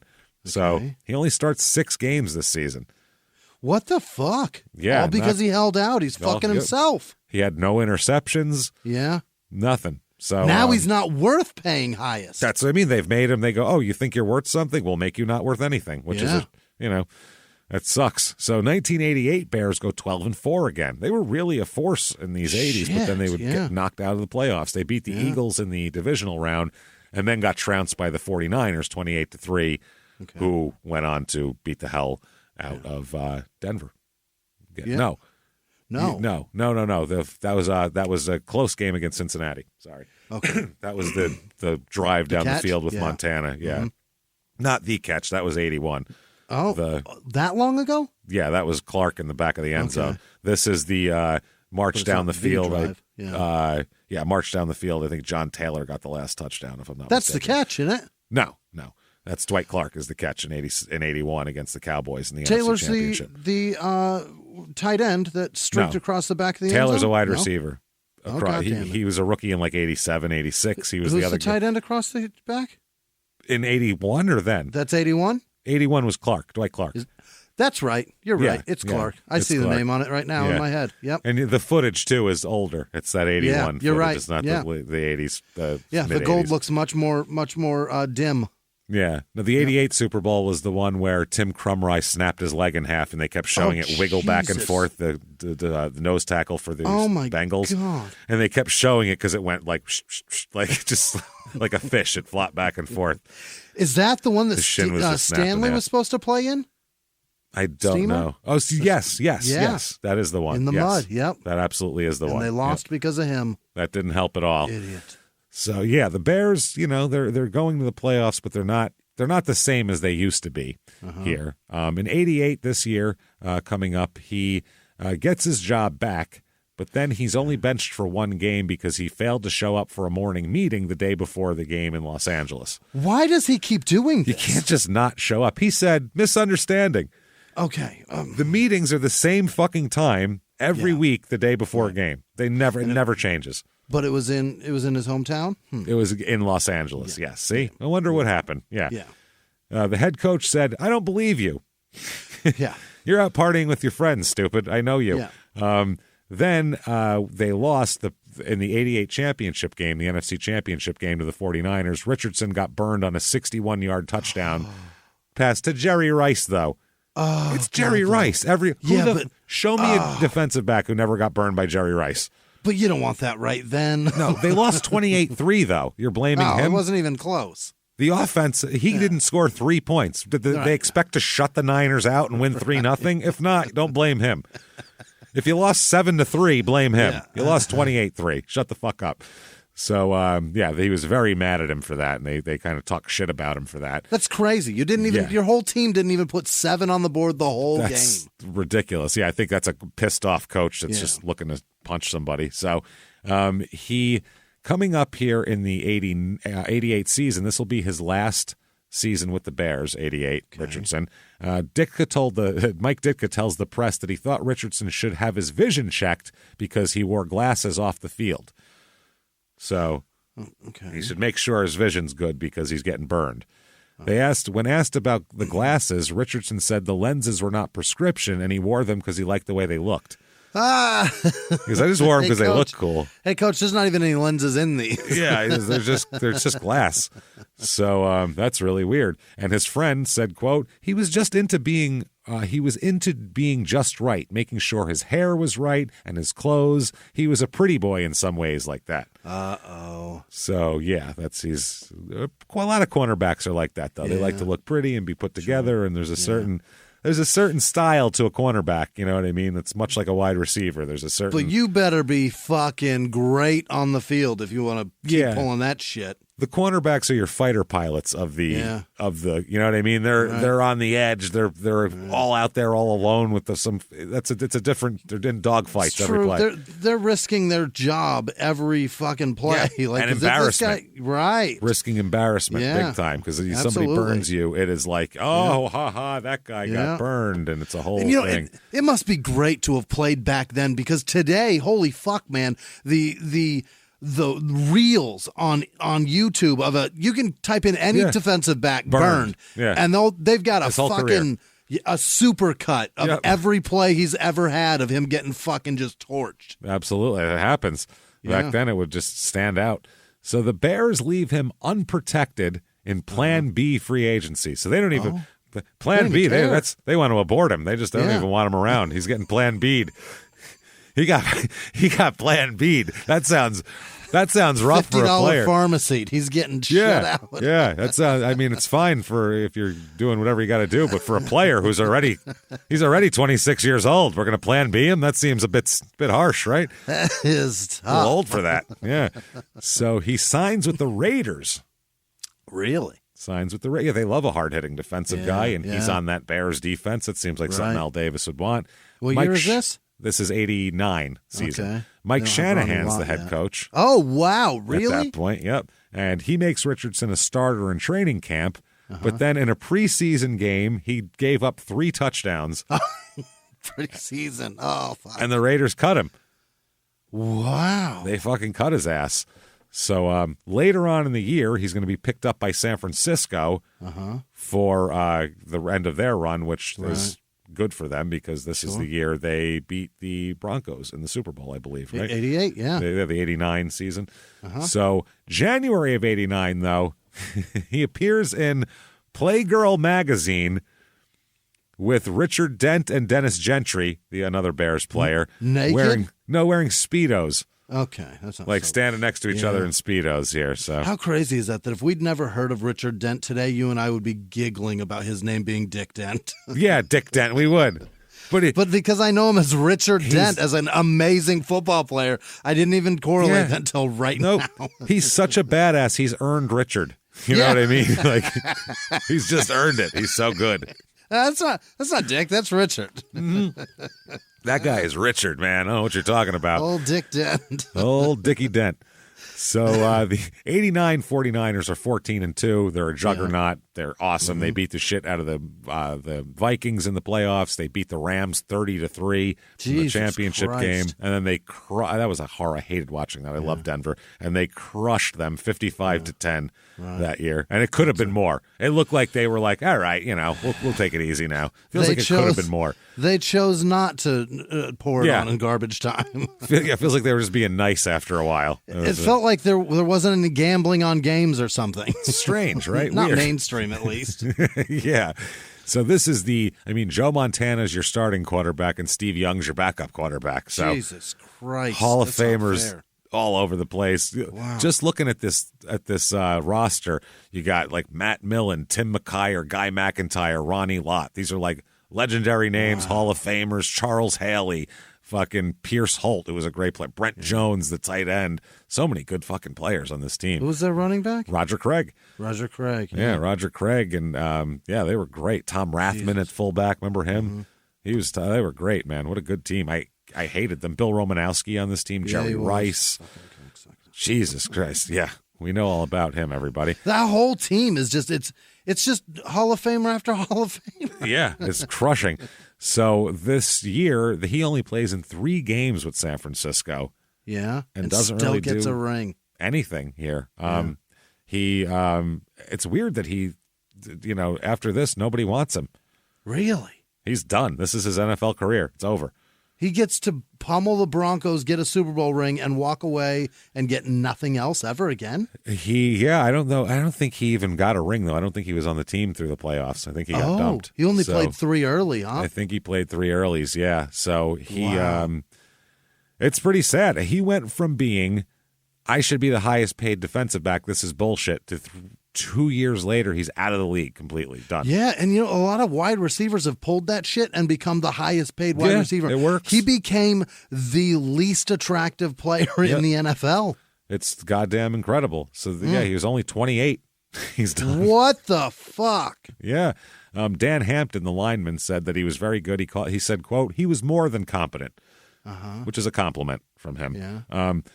They said that he had certain skills that a lot of people thought were amazing, so Mike was getting more safety help. Okay, but we didn't worry about him. He would pop people, be an enforcer. He wasn't driven to be exceptional like Mike Singletary was. Damn good player, though. He would get safety help, so he would only play between hash mark and sideline. Well, no, it's just... Or at least chase him that way, and if the safety drags down? The way they played it there though, up front, they were so fucking... Such aggressive, a swarming, aggressive up front that it made everything different. Everything was different. That 46 defense was not a defense that anybody else was playing. But if they're saying he got safety help and all he had to play was hash mark to sideline, that'll make you look great if that's all you're covering. You know what I mean? If you're playing just like a zone. Yeah, that will make you look good. But at the same time, if that's your scheme, though, that's your scheme. Yeah, you can't help it. That's what Buddy Ryan wants to do. True. Yeah. So. Richardson was reserved. They said he wasn't out of place, though, in the locker room. One of the defensive linemen, Tyrone Keys, said he never found himself in trouble. Good guy, kind of to himself a lot at times. Perfect teammate. That's all I can say about him. By the way, he would love around training camp to dick around. He loved to ride a unicycle around training camp. Richardson? Richardson. That was his thing. Unicycle. Imagine him riding a unicycle holding a bowl of homemade banana pudding. Going, look what I made for you guys. Like, what kind of weirdo are you? That is a wild person. Yeah. It's very, very fucking strange. They said, but that was who he was. He was kind of a fun-loving guy. One of his teammates said he was very likable. If you didn't like him, you had a problem. I don't ever remember seeing him get angry. Okay. So, yeah, they said he made all of us laugh. He said it was a goofy laugh. They said, his teammates often imitated his laugh because it was like a goofy laugh. Okay. His parents came to almost all of his games, by the way, which is nice. Yeah, not too fucking bad. He bought his parents a new van. Okay. Here you go. This will replace your camper when you're monitoring the neighborhood. Yeah, take this. Windowless. Sorry about it. Sorry about that. You're going to look like a perv, but here, Dad. Here's a step down in creepy. A white windowless van. Yeah. How about that? Good. Here you go. Shortly after his career was over, both his parents passed away. Oh, no. Yeah. One of his friends said, I thought that was devastating for him. After his dad died, not knowing which way to turn, Mike spiraled and lost his way in the game of life. Oh boy. No, remember his that's quote? Ominous. Yeah. Yeah. His sister, Mary, said that her brother took a downward turn after their parents died, in part because he was remorseful that he wasn't there to show his support during their final days. He wasn't around, so it gave him a depression. Some regret, yeah. So he goes back to Southern California, of course, never go home. He's going home. And it was hard. He's only 28. So he's 28. He didn't make a shitload of money in the NFL. No. And he's going back to L.A., the second most at the time, probably, expensive city in America. That's the thing. And he's, at the same time, too, he's watching all the people who were drafted with him. They're all still playing every weekend. Right. And then he's like, I have to go get a job now. Yeah, the refrigerator still has a career. Yeah, that's what I mean. Like, fuck, this is rough. So he does all sorts of shit. They said basically for the next 5 years, all he's doing is partying and ripping through whatever money he has left. No. Not doing well here. In 1992, he's arrested, and he's going to end up having some problems here. He's going to be convicted of selling or transporting a controlled substance. Cocaine? Yes, that's what I believe. And he is sentenced to, you, sir, may fuck off, 4 years in prison for that. Steep. In 92, yeah. And then later on, he's arrested for drugs again a couple years after he gets out of prison, and he's again sent for a 4-year term. He has 2 bids as long as his career in the NFL. Yeah, now. that's Jesus Christ. Wild. And once again, I remember the quote, I just lost focus. Yeah. I would say. In the 90s, then, after all of this, he's done his jail time, because he got sentenced to 4. He didn't do 4. Yeah, so he gets out. 32. Yeah. He's got to get his shit together and find a job. Hell yeah. He needs a job now. He has no money and no prospects. So he's had a kid. He got married. Oh, boy. Briefly. That didn't last long. Yeah, sure. So, he's decided he's always interested in cars. His dad used to own a wrecking yard. Yeah. So he's interested in cars. So a friend was selling cars under a tent on weekends, having tent sales. Of cars, people that buy a bunch of cars and whatever. Wholesale them, basically. So Richardson went and helped out. So then he went to auctions as well and would purchase used cars and sell them to dealerships. So he would do that when he got to be a good deal. It led to him becoming a salesman for Elmore Toyota in Westminster, California. Oh, my God. I think Richard Dent is still playing at this point. And yes. He's like, he played till 95. Can I interest you in a 4Runner is what he's asking. Shit. How's the NFL going? These new Camrys are out of control. Seriously, you got to come in and test drive one. They're going to lead the market for 30 years. 30 years. You got to come in and test drive one. Wow. He worked 1 to 9 p.m. That was his shift. 8-hour shift. Yes. Selling cars.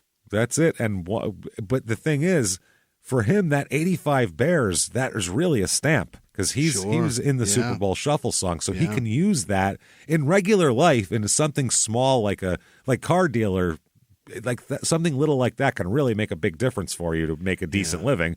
Yeah. And on his business card, it said Mike Richardson, 85 Super Bowl world champion.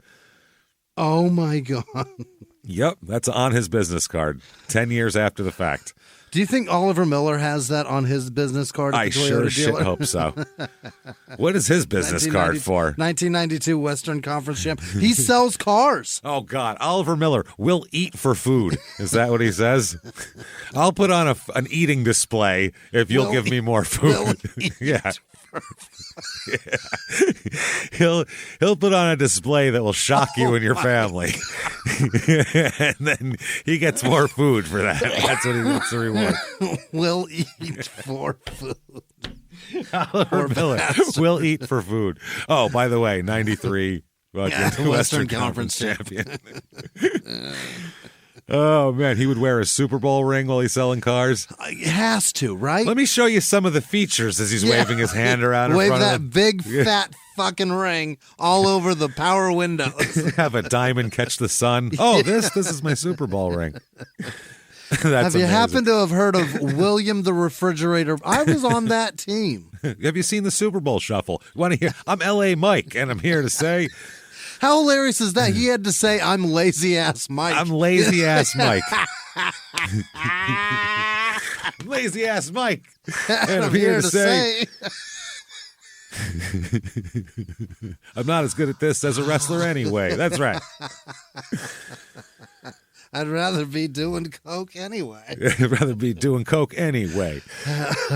So his friend said, quote, he was a very good salesman. Michael had the gift of gab and the ability to personalize you in conversations. He had a kind of intensity that if you were in the room with him, you would be attracted to his charisma.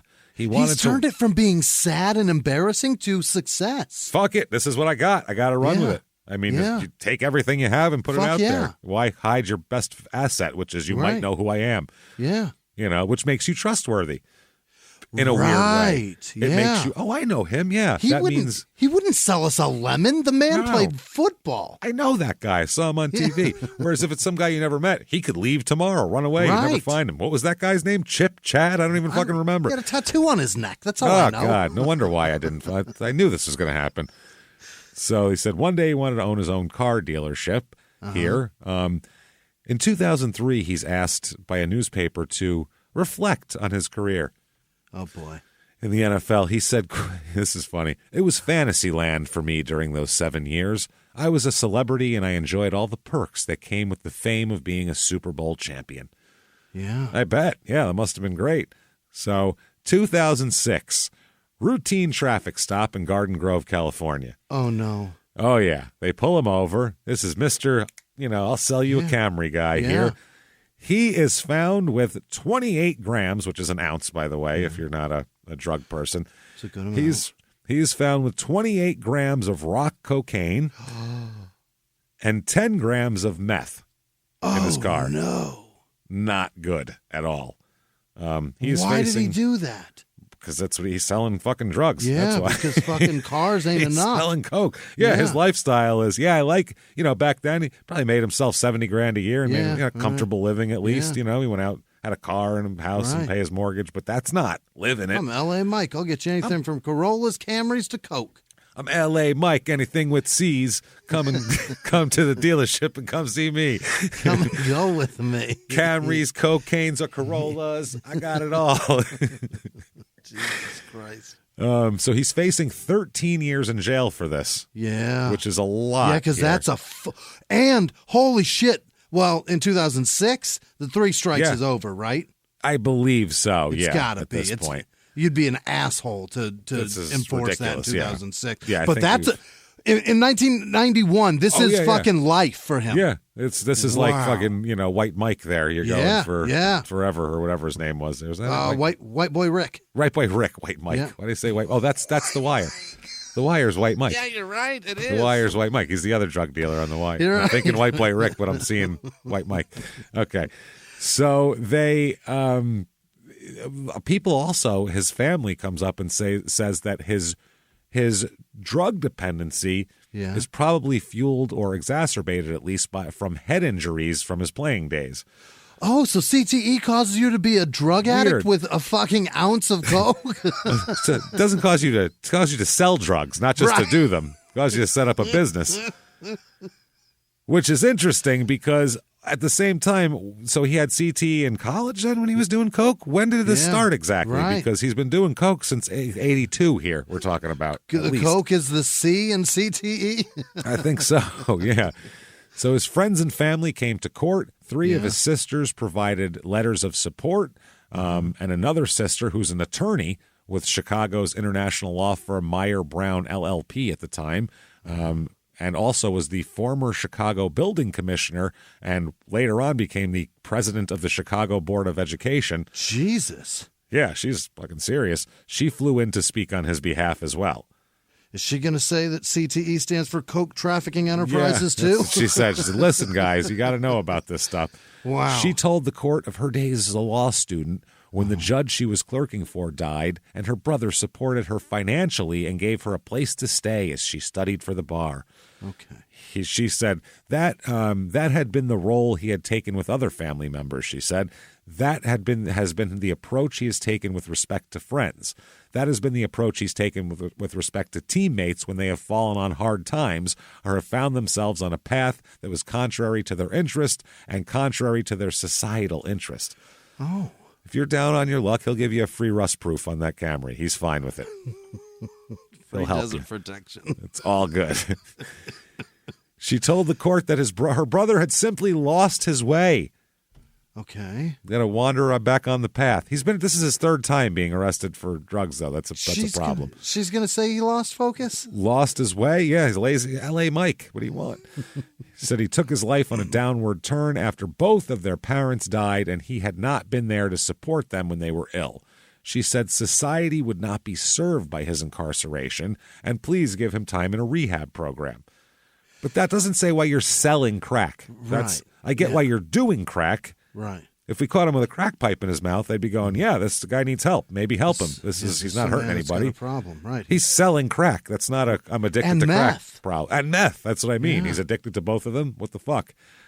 She said, there is no question he is an addict, but there is a line between those who are addicted and have no promise, no hope, no direction, no opportunity, no foundation, and those who are not. He is the exception to the rule. When he is present, he is an exemplary person. Ditka, an ounce of coke. That's a lot. It was rock. It wasn't even rock cocaine. Right, ready for sale. Yeah. Mike Ditka sent a handwritten letter to the judge and offered to pay for Michael's treatment if he would let him have that. Which is pretty goddamn cool, actually. As much as a douchebag as Mike Ditka is, that's pretty fucking awesome to do. I've never heard of a coach being that rad. That's pretty cool. Dent and former teammate Tyrone Keys, who was a backup defensive lineman on the Super Bowl team, also wrote letters on his behalf. Yeah. Mike Ditka said, I will help in any way necessary. Someone spelled necessary for him. They were like N-E-C. No way Mike Ditka sat down with no spell check with a pen and spelled necessary. I defy you any day, Mike Ditka, to sit down and spell necessary to me. He definitely got help. I also want you to spell tomorrow without looking at anything. Yeah, don't look at shit. And disappeared Is it 2 while M's we're or at 2 it, R's, motherfucker? Exactly. I will help in any way necessary to try and find a way to help him through this tough time. I believe his life is worth trying to save. Richard Dent said, I know that Mike is troubled, but a good man to his soul. I would deeply beg the court to give Mike one last chance. Richardson said he wasn't sure Ditka would. He asked Ditka to send these. He sent letters out to everybody saying, I need letters of support. And he didn't expect Ditka to respond, but he said he was, he was happy he did. Mike said, quote, that's part of the gamble when you reach out and ask for help, the rejection part. Not everybody's going to help you when you're not doing too well. The judge at the time really respected Mike, so that letter he wrote helped me probably more than anything. Respected Mike Ditka, is what he's saying. Yeah. So a boyhood friend of his, the guy who I keep saying his friend says this, we grew up with him, that's his attorney, Timothy Wright. He's a Chicago attorney and a boyhood friend of his. He would, by the way, be the director of domestic policy for Bill Clinton. What? As well. In the 90s there. So, under that administration. He did very well for himself. Yeah, I would say. Dave Dewerson also has talked to. Dave Dewerson, who has had a really hard time with CTE, by the way. Really? I think, did he die finally? I don't know. I think he died recently. He had they were talking about pudding brain since 2007 with him. Really? Who did he play for? Seattle? The Bears. Oh. He's an 85 Bear. Dave Dewerson. D-U-E-R. Dave Dewerson. D-U-E-R. Dewerson. D-U-E-R. Dewerson. Oh, Jesus, James. He died, right? It looks like it says was. I don't he died. At all. He died. He had CTE and died. Yeah. His brain, he didn't know where he was for years. I watched a thing talking about his family and shit talking about him. Really? It was disturbing. That's disturbing. Yeah. The Dewerson was a former classmate of the judge at Notre Dame, actually. Yeah. And also was Richardson's roommate on the Bears. Oh. And he was a lifelong childhood friend of the judges. Yes, that's what happened. He shot himself in the chest so they could study his brain like fucking Seo. Yeah, his brain was fucked up, man. They knew that for years. His brain was fucked up, though. He was having a hard time. He talked about that. They talked about, all that kind of shit. He said that he talked about Richardson's blown chances in the past. They said he's walked out of rehab on multiple occasions. Wow. He's got a public defender here, by the way.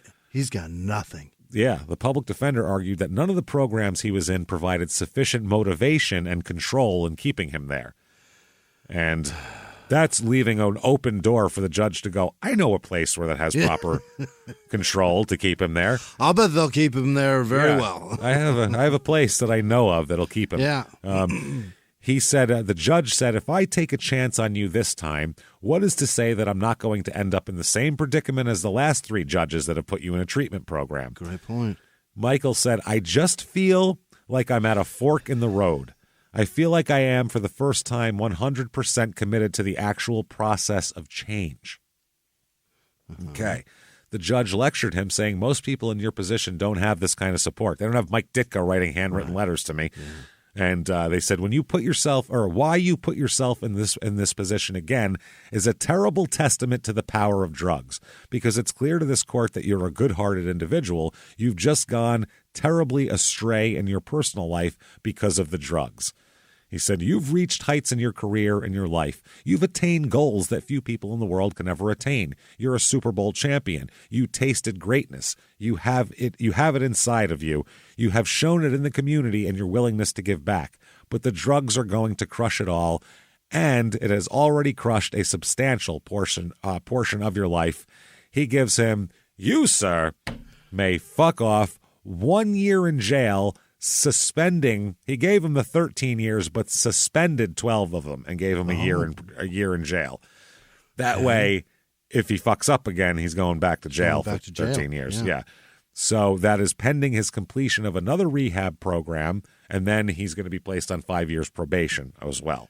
It's still a very significant chunk of, it's for a third. It's light, but it's still significant in that it can fuck his life if he makes one mistake. 10 years before that, though, guys were getting life for that, for their third strike and shit. Right. So, he's lucky as fuck. Very lucky, Yeah, the judge said, whether this is infinite wisdom or not, I'm going to take a chance on you. You have too much to offer in society to let you rot away in prison. God, those words are going to look so bad pretty soon, I'm telling you. So bad, because in 2008, August 22nd, 2008, 8 months after being released from jail, he is arrested again for violating probation by failing to register as a drug offender and hanging around and associating with another drug offender. Is he about to go to jail for 12 years? It is not good here. So they're talking about that he got probation, like we said. By the way, that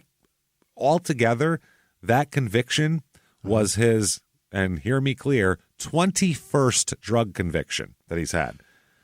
They're all the ones we know about, the couple of trafficking ones or whatever, but all the ones in between we don't know about. Tiny possession charges? They weren't possessions, but they weren't in the newspaper, they weren't in the media because he was a nobody at the time. Wow. He was selling fucking Toyotas, so nobody cared. Yeah. But this is his 21st drug arrest that the judge let him out on and said, I feel good about this. 21st. I could have given him 13 years.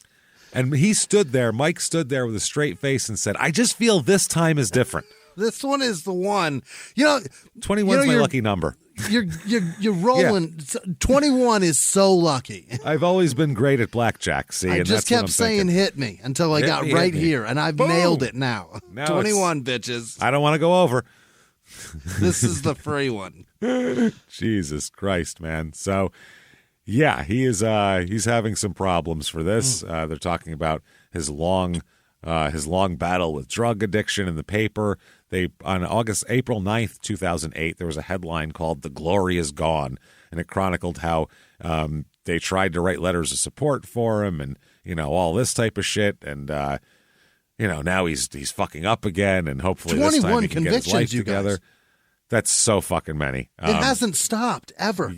The judge, by the way, said at the end of the 13-year sentence, if you kick sand in my face like you've done to the other judges, I will violate your probation and give you every single day of that 13-year sentence. Oh, boy. That is rough. So, yeah, he was arrested as he left the Orange County probation office when he got into a car driven by a girlfriend who was a known drug user and also was on informal probation. They weren't supposed to be together.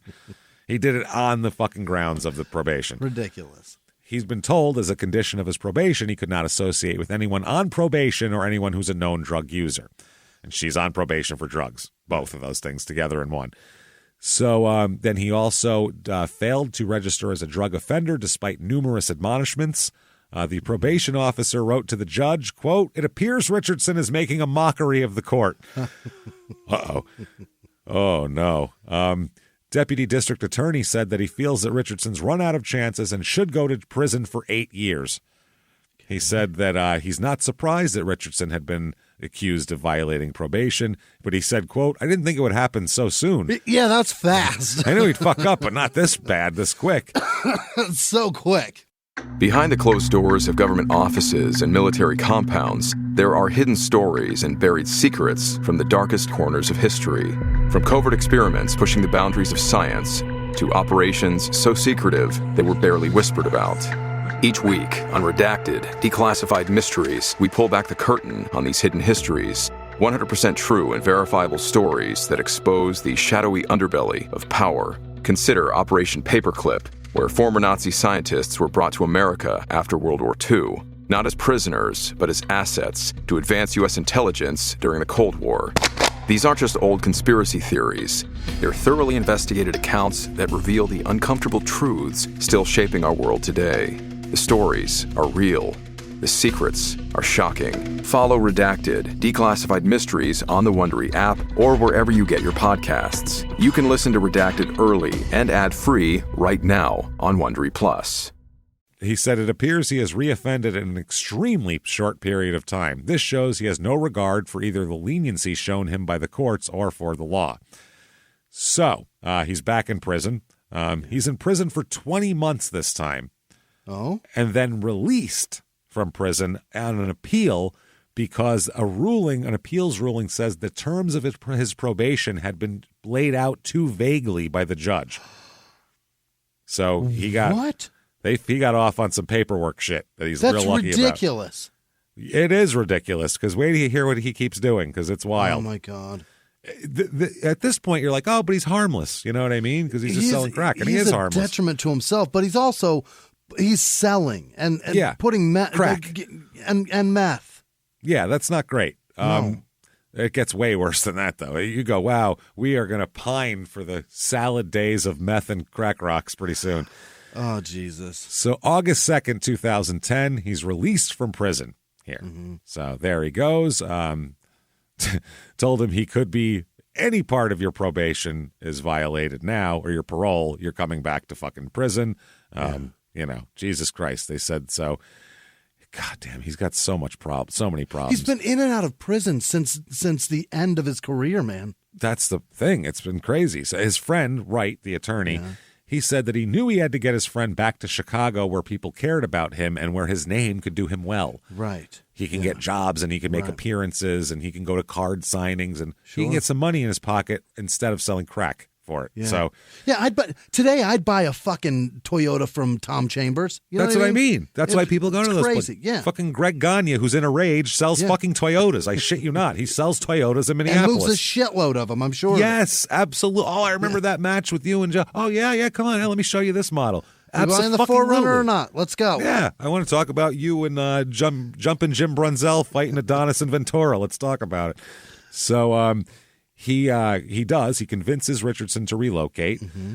So Chicago, though, you know, he said that he gets to Chicago and now he's not like, oh, he's just some ex-con. Now he's like, everybody loves him. He attends the Bears 25th anniversary reunion in 2010. He shows up at other alumni events, makes promotional appearances, reconnecting with his old football friends. His friend got him involved in the Chicago public schools, so he talked to kids and do all that kind of shit. Doing great. September 17th, 2010, he's on ESPN. Yeah.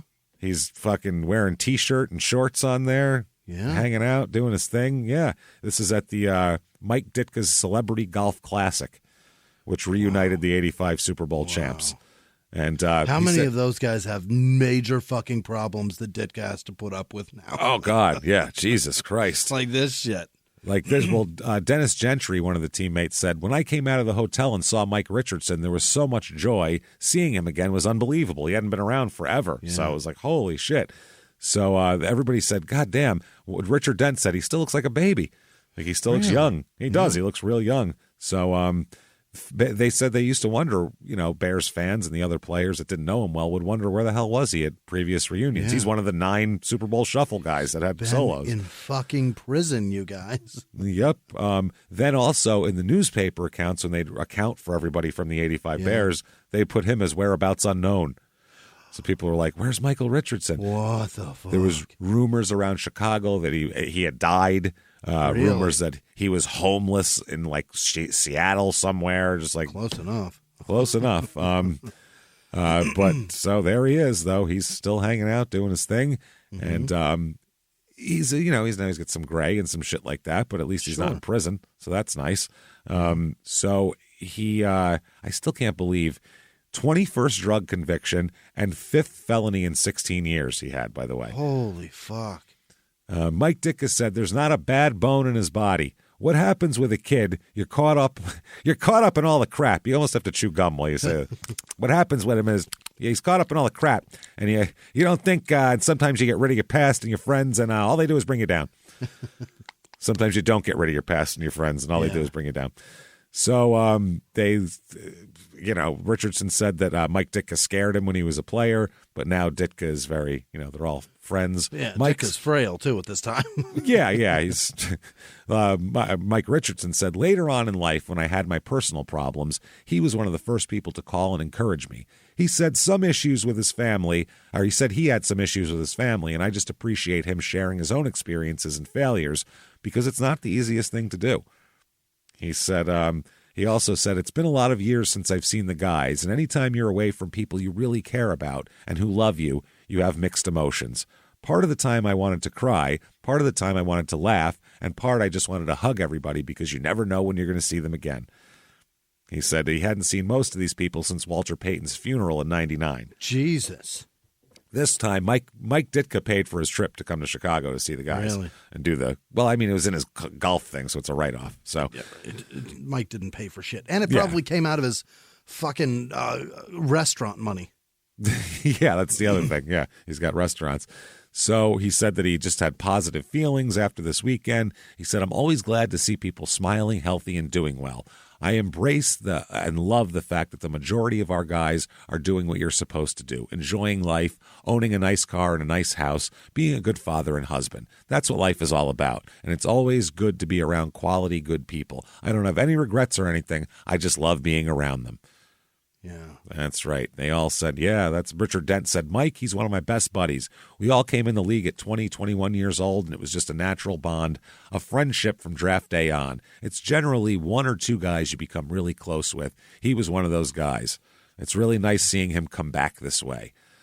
So at this point, he's got a 12-year-old son and an 11-year-old daughter. Mm-hmm. He's working with the Salvation Army, conducting football training for kids 12 to 18 years old in Santa Ana, California. Yep. He said, I think I walked away from football prematurely. You didn't really walk away. You were football walked away from you. Yeah. You were thrown into a dumpster by two fat guys with sandwich breath, with cold cut breath. That's what you are. Like Chrissy and Pussy throwing that guy in the dumpster. Thrown right out the back. Yep, done. I still feel like I'm 20 years old myself, and I think there's something I can give back to sports and football. They said, well, do you consider yourself an addict? Uh-huh. He said, I guess I don't take it to that extent. But being a better person, father, neighbor is a day-to-day process. I can't clap my hands at what I did years ago or yesterday and make it go away, but I can be the best person I can on a daily basis. That was a huge avoidance of that question. Yeah, what did they ask him? He got me. He walked away from it. That is fucking wild. He said, I think that means no, I'm good. Yeah. That's what he said there. He said, I decided to change a few years ago. I think I was wrongly prosecuted at that time, but the accumulation of things prior to that time got me into that position. Okay. What? I developed a habit. You got how many times have you had an ounce of crack on you? Yeah. Wow. He said, I can't dodge the fact that I put myself in the position to go to jail. I'm not trying to blame anyone else for my mistakes. I just thank God I have the mentality I have today and I can move forward. I feel very lucky. He said he's looking for opportunities to speak to addicts and others who have had struggles. He wants to be an example of someone who transformed his life and offered his cell phone to addicts who might need a friend. His number, not his actual. Take my phone. Okay, here's a December 23rd, 2011. It's a Christmas story here about a good news. He's good now Christmas story. This is fucking hilarious. Former Bears cornerback Mike Richardson heard the news about Sam Hurd being arrested, who's another defensive back who got arrested for coke. From the Rams? On drug-related charges and bowed his head. He said, I just had to pray for him. It was just a sad moment because I know how devastating it can be. It takes a lot to come out of a situation like this healthy mentally. He says he's a changed man now. He lives in Chicago. He got out of Southern California. He said, I'm working with youth and coaching, and of course, I'm still into helping others who are struggling with their lives, whether it's addiction or just having issues living a normal life on a day-to-day basis. He only wants to help, Jimmy. Okay. Everybody getting that? He just wants to help. Just needs to help society. Just mankind and society. Yeah, pitch in. He had, by the way, Sam Hurd had half a kilo. Yeah, Sam was trafficking big shit. Yeah, he was doing a lot. He said, in a situation like Sam's, I believe most people change, not so much for themselves, but to help others. So if Sam or anybody else needs assistance or help, people like me are available to talk to. You better be available to fucking pay for legal fees because he's got a lot of problems. So, yeah, he said that, I guess Richardson said it's hard to return from a checkered past. He was scheduled to make an appearance for a blood drive, but when his drug past came to life, a Bears teammate replaced him. Yeah, because they didn't want it. Yeah, we don't know what's in there. He said, what I know is that they use a lot of the former 85 Bears to pretty much promote or participate in the blood drive for signings or just an appearance. Not necessarily donating blood or anything like that, just an appearance. But because of the timing of the Hurd situation, because Sam Hurd was a Bear. Yeah. That's why. Oh, really? I thought he was. Yeah. No, he was on the Bears for years. Huh. He didn't play for the Rams? Did he play I think he for the did Rams too. Yeah. I think he played for them also. Yeah. So they decided to postpone or put me on hold or reschedule me for a different event. He said, some of the negative things I did were almost 5 years ago. Okay. Yeah. But I'm sure you did some intravenous shit, and Hep C is not good for a child that's sick. But I'm a different person today, and I would hope fans or the public would move forward because I'm a good example of transforming one's life. Yeah. Take a pint, throw it in the trash. I don't care. Just take a pint. Take it. It just looks good. Take the pictures of it. He said, yeah. He said he had to acknowledge he had a problem. He said that's the initial process of healing and change, just admitting a problem, whether it's selling or using. The person needs to change, and that has to come from within. Some mistakes are bigger than others, and of course this, meaning the Sam Hurd allegation, is a tremendous mistake. If that is what it has been taking place, you have to own up to that and make a decision to change. He said that stuff like that takes place, but it's pretty isolated, meaning NFL players trafficking drugs. He said there's not too many people who participate in this negative lifestyle, but I don't really know because I don't have contact with the younger guys. I just don't see it. Most of the guys don't have the coke on them. Right. They usually finance someone else's operation. They don't say, I'm going to have coke on me. You want to buy it? Because that's crazy. They don't tape it under the lid of their fucking trunk. They hand it to a pal and he moves it. Yeah. So they said, but Hurd was, he's considered a good teammate. Everybody said he was cooperative with the media. Everybody liked him. And he said, well, when you're living a double life, it's hard to keep that secret, Mike said. But that's what we usually commit to in doing whatever it takes to hide most of the negative activity we're participating in. Usually the person who's involved doesn't see some of the destruction that he's doing at the time. You continue to hide and manipulate and not look at the downside of it. You don't give enough attention to the negative consequences. That's what we do.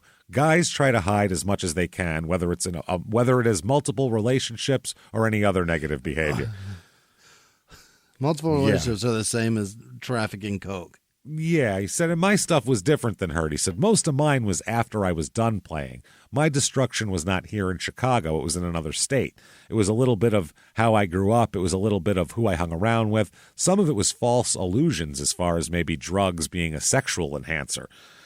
Oh, not poppers? Yeah. Well, I think in the 80s when you say who wants to do coke, then back then you could get some woman to come do coke with you and fuck you then. That was like an 80s thing. So he said, but the bottom line is, how do you get out of it? That's the more important question. It's how you think, feel, and act. The biggest issue is committing to change, and that's a daily process that has to come from the individual. Oh. Wow. He said that in a 2012 speech at the Rosecrance Griffin Williamson Adolescent Treatment Center in Rockford. Yeah. He said it all started to make sense when he was arrested in 2006. He said, it's the best thing that's ever happened to me. Not the day I won the Super Bowl, the day I got sober. Oh. That's right here. Yeah. He said, I guess with Richardson, I guess he was, and I guess, he's got a sister, his old buddy Wright, and then Richard Dent are involved in his life. He seems to be thriving. He started a business called 101 Speed Training to help young athletes. And, they're doing all sorts of stuff here. One of his clients here became a first-round draft pick of the Vikings, Laquan Treadwell. And Treadwell said Richardson helped him with life advice as well as football training, and he made a commitment, recommitted himself, Mike did, to his own children, Broderick and Riley. He brought them to the 25th anniversary reunion for the team, the 85 team, and they walked on the field before a game at Soldier Field. Awesome. One of the Bears people said they were beaming. I asked Mike how he stayed sober, and he said, just ask my daughter. How about we leave her out of it? Yeah. She's like 13. I told him if he's going to be a part of my life, she said, I told him if he's going to be a part of my life, this is how it has to be. And then she smiled that smile. She was a proud daughter. Yeah. So Richardson trained Broderick and Riley for speed and strength and even helped them with SAT test prep. Really? Yeah. He sent their highlight tapes every weekend and called and talked about their progress with other people. He was. He would have a friend. I guess a friend set up Richardson so he could FaceTime both kids simultaneously. And they said he was always doing that kind of stuff, like a coach and a dad. It was like he had another lease on life. One of his friends said, I thought he finally got the monkey off his back. We'll find out. Yeah. He's good now, right, everybody? He's good now. 2012, he's one of 2,000 players and their families who filed a lawsuit against the NFL, accusing them of concealing information about the long-term effects of concussions, which is obvious. Yeah. He was the only player in the suit who said head injuries led him to be substance dependent. Wow, that is fucking wild. Somebody said he never really talked about himself having concussion issues, but he talked about players he played with, and he was kind of worried about it, what could happen with him. So, he said he knew he took a lot of hits. I could see how Mike having head injuries could lead him into doing drugs and some of that other stuff, or keep him doing it. When you have trauma, it makes you do things that aren't normally you. Yeah, I don't know anything about that, so that could be fucking true. Absolutely. So, they said, his sister said that had been the role he has taken with other family members. Oh, that's repeating that. Okay, good. Wow. He said, I feel like I'm at a fork in the road. He's ready to go. So 2016, he's still attending stuff. He attended the annual homecoming and golf outing for the Bears alumni. Great. He moved to the Phoenix area in 2016. Is that right? Absolutely. Why not? He went to college there. He thought it was the right place because Riley was attending ASU on a basketball scholarship. Really? Yes. So he wanted to be near her. He had been inducted into the ASU Ring of Honor in 2013. Really? Absolutely. Think about what he did. He was top tier athlete. All Pac-10? Yep. He was the first guy, second guy in school history to be an All-American twice in a row. So he also rekindled his relationship with Arizona State, and he was working with Arizona athletes through 101 speed training. That became Phoenix is like the ground zero for like draft readiness and athlete training and all those weird. There's 100 of those weird places that like college athletes go to get ready for the combines. Speed and agility and stuff? They're all based in Phoenix, every single one of them. All of them. So that's, I guess because you can do it all year round. Well, that's just for some reason they've all gathered there because a lot of retired athletes live there. Yeah, that don't makes know sense. Why, but they do. Yeah. Harry Carson lives there. I'm sure he does. Yeah, he may be dead, but I don't know for sure. Now, over the next 32 months, he's good now. He's at his old school. His daughter's playing basketball. He's helping kids. He's doing great shit. But over the next 32 months, he will be arrested 6 different times for various offenses. This man has been arrested like 30 times. Fucking up a lot. Convicted 21 times. Right. Imagine how many times he was arrested. It's got to be 40, right? It has to be. June 5th, 2018. Here are all of his fucking offenses from this time. Boy. This is all from June 5th, okay? Okay. narcotic drugs possession for sale, narcotics drugs possession for sale, unlawful failure to return rented property, dangerous drug possession for sale. Dangerous drug is meth, by the way. Narcotic is usually coke. Drug paraphernalia possession use, drug paraphernalia possession use, dangerous drug possession for sale, narcotic possession for sale, narcotic possession for sale, unlawful return rental. So all those again. He ends up pleading guilty as charged to dangerous drugs possession for sale. So that's part of the deal. He does a plea offer, and they dismiss everything else if he pleads to this. Yeah. So that's February of 2019. He's going to plead guilty to dangerous drugs with possession or sale here. So in Maricopa County? In Maricopa County. Oh, boy. It shows, according to the court records, he violated one of his probations and tested positive for cocaine and heroin. And heroin. Yes. His latest, we'll talk about this. He's got another arrest coming up here.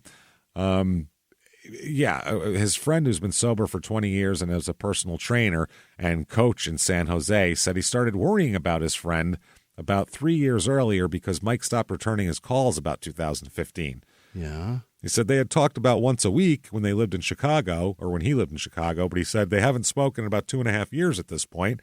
And also, Wright, his friend from childhood, and Richard Dent tried to keep tabs on him, but they couldn't either. Can't get a hold of him, yeah. His friend Wright said, I hated like hell when he went back to Arizona because I couldn't touch base with him like we did when we were in Chicago. Yeah. We would talk from time to time, but not with any kind of intensity and regularity that we had when he was here. I always felt without Richard and me checking on him and being with him, he was susceptible to that which tended to dominate his life. We never wanted to let him go because we love that kid. He's in his fucking late 50s. He's not a kid. He's a fuck up. That's the thing. That's wild. Now, here's another guy here, Tyrone Keys, who mentors young people through All Sports Community Services.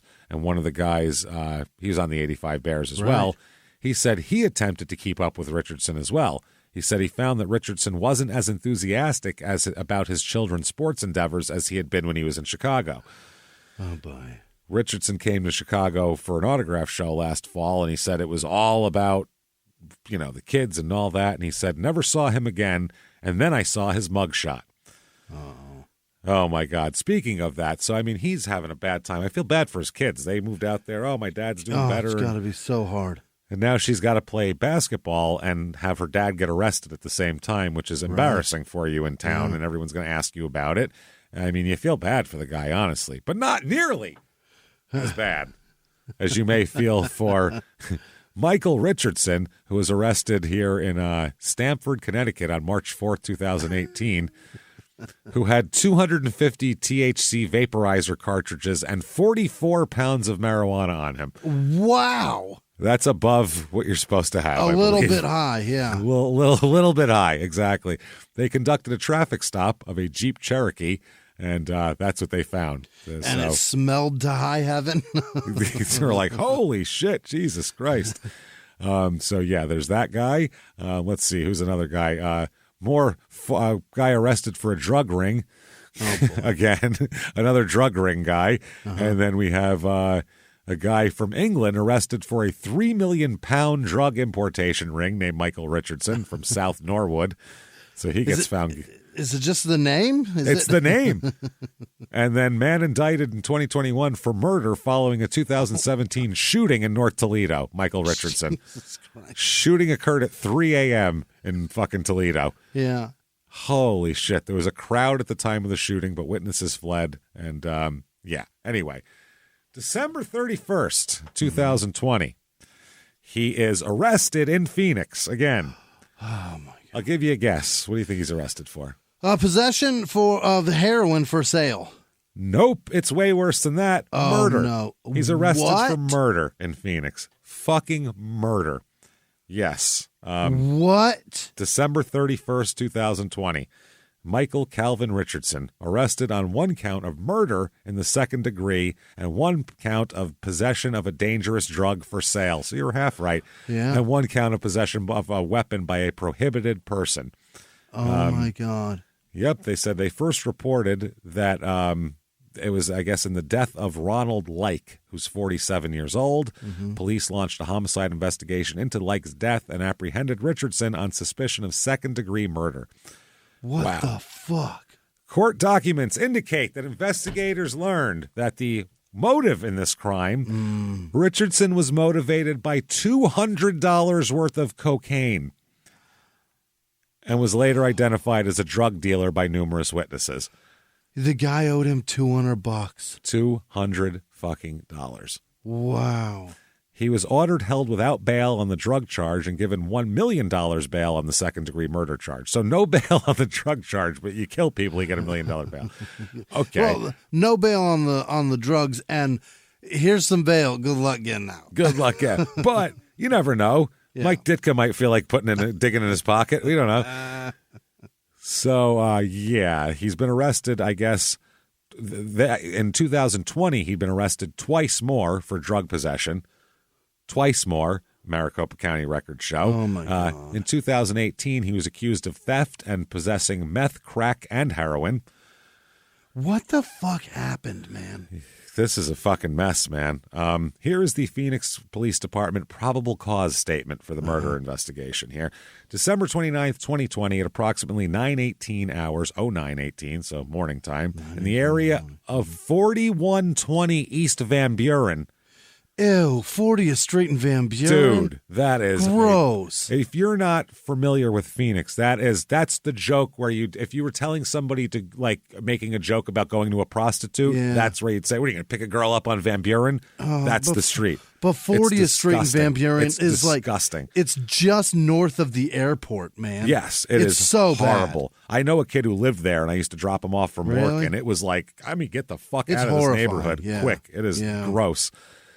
At the Howard Johnson Hotel there at 40 fucking place. Dude, I was going to say, you know exactly where that is, and so do I. It's right by all the parking rides for the fucking airport. That's so bad. And all the hooker motels. Yeah. All the shitty hooker motels that were obviously built in the 50s when people would want to stay by the airport with those pools in front of those motels. And those are all dry, and it's the wrought iron still around the pool. It's so weird. Yeah, it's so gross. Strange. Yeah.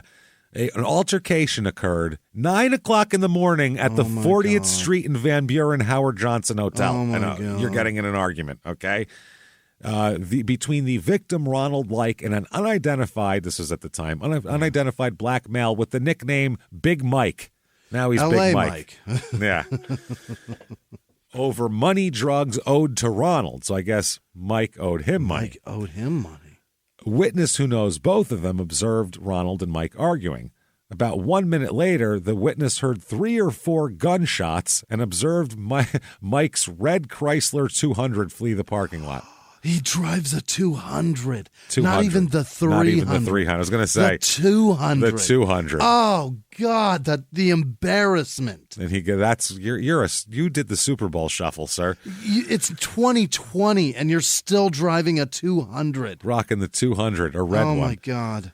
So Ronald suffered approximately 2 gunshot wounds to his neck and or head.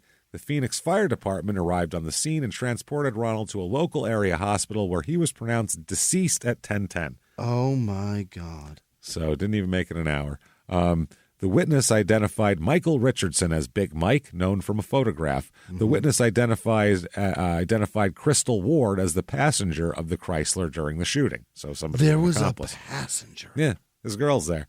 Wow. Surveillance captured the suspect's red passenger car arriving at the hotel. Everything has cameras in fucking New Year's Eve 2020.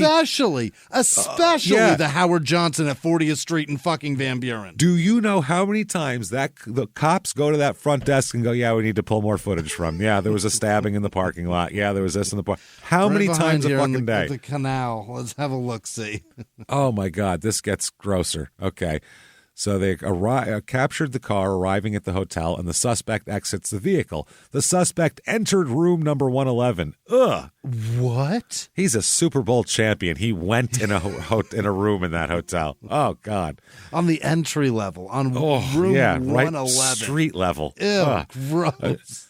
A short time later, Ronald arrived in a gray Chrysler 300. Maybe it was just jealousy over the... Ronald's balling. Yeah. Motherfucker's got Hell the 3. yeah. And knocked on the door to room 111. The door opened, and both Mike and Ronald appeared to have a verbal altercation, which then leaked into the parking lot. They walked out into the parking lot. Mike was standing near the driver door of the Chrysler, and Ronald walked toward him. The suspect raised his arm as if raising a handgun, and Ronald fell to the ground. The suspect got in the red car, passenger car, and left the parking lot. The witness stated Michael's girlfriend, Crystal, was seated in the front passenger seat of the red sedan when he fled the scene. 3 casings and a plastic rod were located in the parking lot. Okay. On December 30th, 2020, the 2016 Chrysler 200 was located at 8000 South Arizona Grand Parkway. Where the fuck is that? Is it like Ahwatukee or something? Yeah, that's over there in like down by South Mountain. I'll bet it's down. I'll bet it's near in fucking South Tempe. Something like that. Arizona Grand. That's got to be over there. Sounds like that, right? Yeah. If Jimmie drove around as an electric guy, doing that's a different company's area, but I know where that is. That's why you don't know. I was going to say. So anywhere normally you ask Jimmie, he's like, "Oh, I know exactly where that is." Exactly where it is. Driven by it a million times. He's done the little metal detector thing to find their lines. So I was waiting. Arizona Grand is there's a resort right there though. I just don't know where exactly it's at. South, it's got to be down by the mountains down there. It is. It's down by where those resorts are. It's South Tempe. Over there by like Elliott or Ray or some shit over there. Where those resorts are. Yep, up against that mountain. Got to be down there. Yep. Okay. We hope we figured it out. I think so. So they were located in the area. Michael Calvin Richardson and Crystal Marie Ward were located in the area, taken into custody. Crystal told investigators Michael and Ronald did not like one another. Well, no shit. Yeah, well, one owes the other money. We figured that out. One's dead. So several months ago, Michael had stolen approximately $200 worth of drugs from Ronald. Wow. Oh, my God. Ronald was holding Crystal responsible to pay back the $200. He's holding his girl responsible? That's why, yes. So Michael came to say, fuck you, blah, blah, blah, and now they're fighting. So the surveillance video of the incident did not show Ronald raise anything in his hands or make any overtly aggressive movements before he was shot by Michael. They were just standing a distance apart. Yeah. And Michael shot him. I'll bet he said something along the lines of, "I'm going to take it out of your girl's ass then." Whatever the fuck it is. You know what I mean? Any We're at the Howard Johnsons. Yeah. We'll just turn her out. All bets are on the table. All bets are on and off. Jesus It's in. Christ. We're ready. Yeah. So I guess they said that for a while, Tyrone Keys, his friend, was distraught to the point of not being able to speak about it. Said, quote, "I know what it does to his children, and I'm not forgetting the other person who lost his life. It's tragic. I hurt for his kids."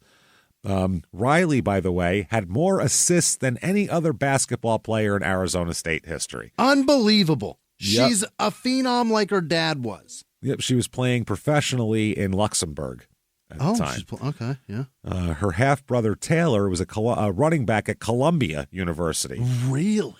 He's smart as shit. Yeah, that's what I mean. Well, think about his sister as all those. She's and a lawyer, dad all was those smart as jobs. shit too. Yeah, everybody's smart. He's just lazy. He's just throwing it He's away. L.A. Mike. L.A. Mike. So that's not bad. Now Richardson, after he was arrested, I guess they left. Oh, they left a message saying, "I just wanted to let him know that the team was here for him." Oh my God! Since his arrest, though, he's been detained in the 4th Avenue jail. Cell number 27 on the 3rd of the 5-story building. There, right in the middle here. He's secured. Appearance bond was set at $1 million. The initial trial date was vacated, and a new date hadn't been set because it was during COVID still. Yeah. Crystal Ward not charged in the indictment, which means she said everything she knows. Yep. Otherwise, she would be. Yep. She's going to testify against him, I would think. His defense team recently filed a motion for new determination of probable cause, claiming he was denied the right to a fair and impartial grand jury proceeding because the state of Arizona presented false and misleading testimony. Really? Here's what I would do if I was a prosecutor in an indictment of this. I'd go, "Hello, good afternoon, ladies and gentlemen of the grand jury. I'd like to play something for you." Click. I'd like you to watch a video. That's that guy. Okay? Done. Indicted. What the fuck are we talking? Yeah. He's on video shooting a man. What are you... So what the fuck are they going to do? He was just talking about taking responsibility for your actions. Yeah. He's on camera doing it. Yeah. So court documents show Audriana Minor, the Phoenix police detective in charge of the investigation, and the only witness during the grand jury presentation, testified that Ward, quote, did not see an item in the victim's hand right before Richardson allegedly shot him. But according to a transcript in a December 29th interview of Ward, that's his girlfriend, she told the cop that, quote, anyway, then Ron all of a sudden walked and started walking really fast toward me. He whipped out this big old wrought iron stick. Remember a plastic rod was found? Yeah. But that's what he had? It was plastic, though. Yeah. The plastic, But it could have been plastic like rod against gun doesn't make sense.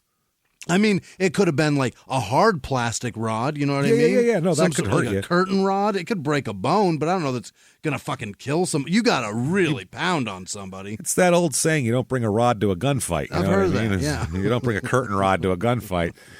You've heard that. Yeah. He said, and he whipped out this big old wrought iron stick, and it was like this long, and it looked like iron, you know? She said that they were in his car. She said, then she stops. We thought he was going to break the windows with that pole. Uh-huh. They said the fact that he was holding a potential weapon corroborated another witness, Ian Lee. Ward said in the interview that Richardson's actions were in self-defense. People who care, they said all these people feel helpless now. Dan Hampton said, he was our brother, and until I know different, I will hold out hope it's not what we've been told. He was a free spirit, but never a mean-spirited guy. We're all hoping and praying this isn't something that leaves him in a terrible light. A terrible light? He It's a shot a murder man in the charge. fucking face in a Holy shit. in a Howard Johnson parking lot. I was just going to say, that's the second most embarrassing thing about this scenario. The first is that he was at the Howard Johnsons at 40 fucking First Street and Van Buren. That's what we need to concentrate That's and where focus it's on. at. Yeah. That's embarrassing. Mike Richardson, his friend said that, it's not the same guy they see in the mugshot. Richard Dent said he's a sweet guy. I don't understand it. His friend Wright there, the childhood friend, said, I cannot believe for 1 second that Michael was capable of taking a life unless it was in defense of his own or someone else's. That's not who Michael was. It's not who he is. Not on his worst day did he have that capability.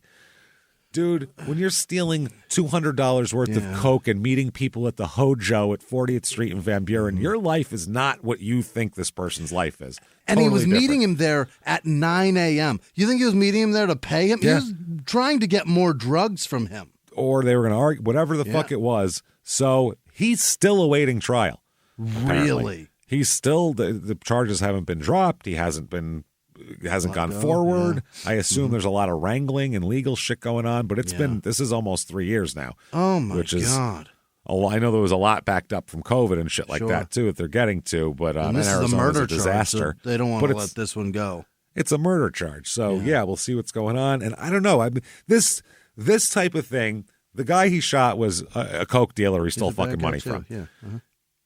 There was a plastic rod. It's in the parking lot of the fucking Hojo. Yeah. This is one of those, everybody involved knew there was danger involved. Right. And this to me, obviously I'm not this guy's like mother or child, the one who got shot. But if I'm looking over this as a DA, I'm going, this is a fucking second degree or a manslaughter. I'm pleading this. Mm-hmm.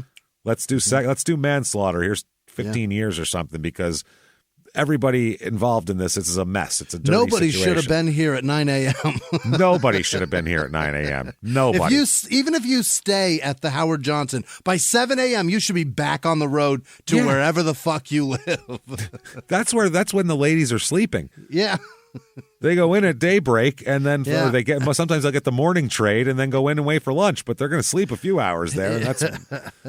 But if you've stayed the night there, you are out by 7 a.m. You're either on your way to Disneyland with your fucking 7 kids, and you had to stay there because we don't have enough money for 4 rooms at a nice place, or you are a fucking disaster. Yeah. The Bucks woke you up. Screaming from other rooms woke you up. The itching woke you up. Yeah, the itching. Some The guy going, rash. bitch, where's my fucking money? I ain't telling you again to have my motherfucking money, Kids, bitch. wake up. We got to go. The sound of backs of hands hitting cheeks. Nobody wants to be there. No. Kids, let's go. Kids, We wake gotta up. It's go. time. So this is how terrible the net worth sites are. I love doing these because they How say much that do they think he's worth? they say that we have $20 million. So much money. I'm like, wow, what the fuck do you think we're doing? This says this will show you how out of whack it is. They said that I'll just read the whole thing to you. Michael Richardson net worth. NFL salaries range significantly. Yeah, we know that. At the low end, NFL rookies make $400,000 to $600,000 per year. At the top level, players can earn $50 million plus. Not per year. Not in 1985. 35, yeah. National Football League salary cap is around $170 million. Over the years, the player has amassed considerable chunk of money for himself. He has become millionaire over the years, not a millionaire. He has become millionaire over the years by playing for NFL. They said that his net worth in 2018 was approximately $3 million from training kids and paying lawyers. He's got a public defender on his crack bust. What are you talking? He's hanging out. Yo, I don't know if you've heard this, James, but the Salvation Army is paying heavy today. heavy duty. Yeah. You could buy all of Van Buren Street for that money. You could own several Salvation Armies for that kind of money. That's what I'm saying. As of now, Mike Richardson's net worth in 2021 is estimated to be around $4 to $5 million. He's made money. Somehow, while he's been in prison for fucking jail on a murder charge, he's stacking more millions of dollars. This guy is... Wow, good for him. It's like Halo. When you shoot somebody, you get to rack up all their stuff. You pick up all their shit and run. You just take it. Like the Highlander. Yeah, he got 1.5 from the guy he shot. His whole family's net worth. So can't get enough of Mike Richardson? Well, keep out see what happens with his murder charge. And also you can get a Mike Richardson signed Bears Riddell mini helmet. The ones that are the cool little mini helmets signed by Mike with his number on there and everything. $64.35. That's not bad. It's not terrible. Then a Mike Richardson autographed Chicago Bears jersey. There you go. He's autographed on the 7 on the back of the jersey. That is $99, which is not bad because a jersey's $99 anyway. Do we buy that? I think we buy that. We might have a murderer's. We might have a murderer's fucking jersey. We have several murderers' jerseys, first of all. Our people send us things. We have every piece of memorabilia from every dirtbag ever made, so it's amazing. So we definitely, this fits in our office, yeah. We need to frame it. It's going on the wall. Perfect. So that, everybody, is Michael Richardson. Been waiting for this murder thing to happen for a couple years now. Kind of had him on the list, and I'm like, you know what? He's ripe, and I'm plucking it. Fuck it. I can't wait any longer. We'll update it. Suppose I wait another 2 years, and then they're like, oh, it got dismissed, or he just pled this. I waited all the fucking years for that. So, he did it. It's on video. It's whether it's self-defense or not. Who knows? So, what do you think? I think. It depends on what that thing is. Show me what that thing is. I need to know what that is. It what kind of plastic? What kind of plastic is that? And what then are we talking about? We'll go from there. How threatening is it? Right. Was he? And if he was just holding it and he was a distance away, you don't need to shoot the guy. Also, the guy's got to be like attack. You have to be in fear of your life. Right. You're an NFL player who sells crack. Are you in fear of your life? Really? And you've got a weapon like that? He's got that as a weapon? I don't know, man. That seems like a manslaughter plea waiting to happen to me. Yeah. That seems like a 10-year manslaughter deal just waiting to happen, just based on the muddiness of the whole thing, just being... And the facts that you do know. Yeah, exactly, and the facts that you ugly. do know even. So there you go. That's Michael Richardson. By the way, there is another Michael Richardson that we've done in the past, Michael Ray Richardson, the basketball player. Right. So some people are going to see this and go, they already did that fucking guy. No, he didn't. This is a different guy. Can't help it that it's a common fucking name. I'm sorry. Not my fault. So what was Billy Ray? Oh, Bates. God damn it. That was Billy Ray Bates, yeah.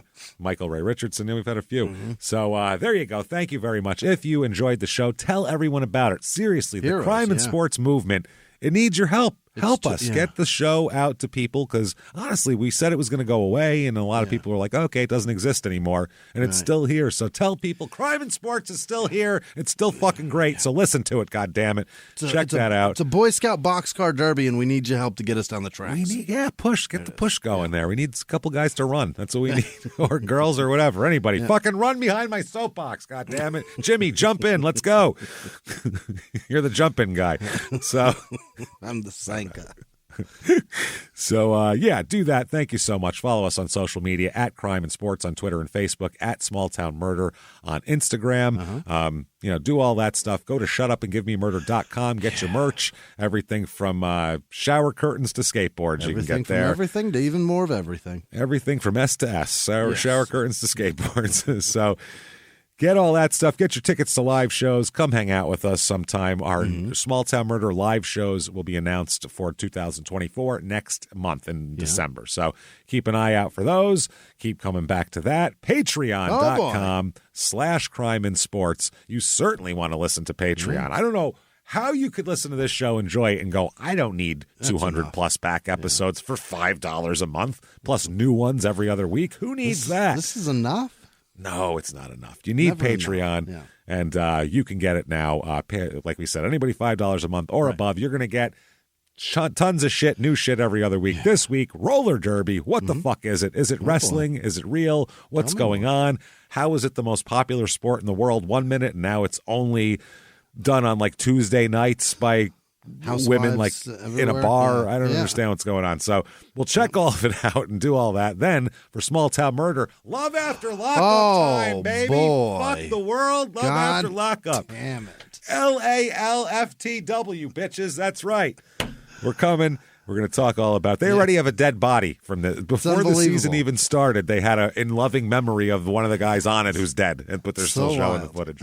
Incredible. So check that out. Patreon.com/crime and sports, and you'll get a shout out as well. Also, listen to our other shows, Your Stupid Opinions, which is fucking hilarious.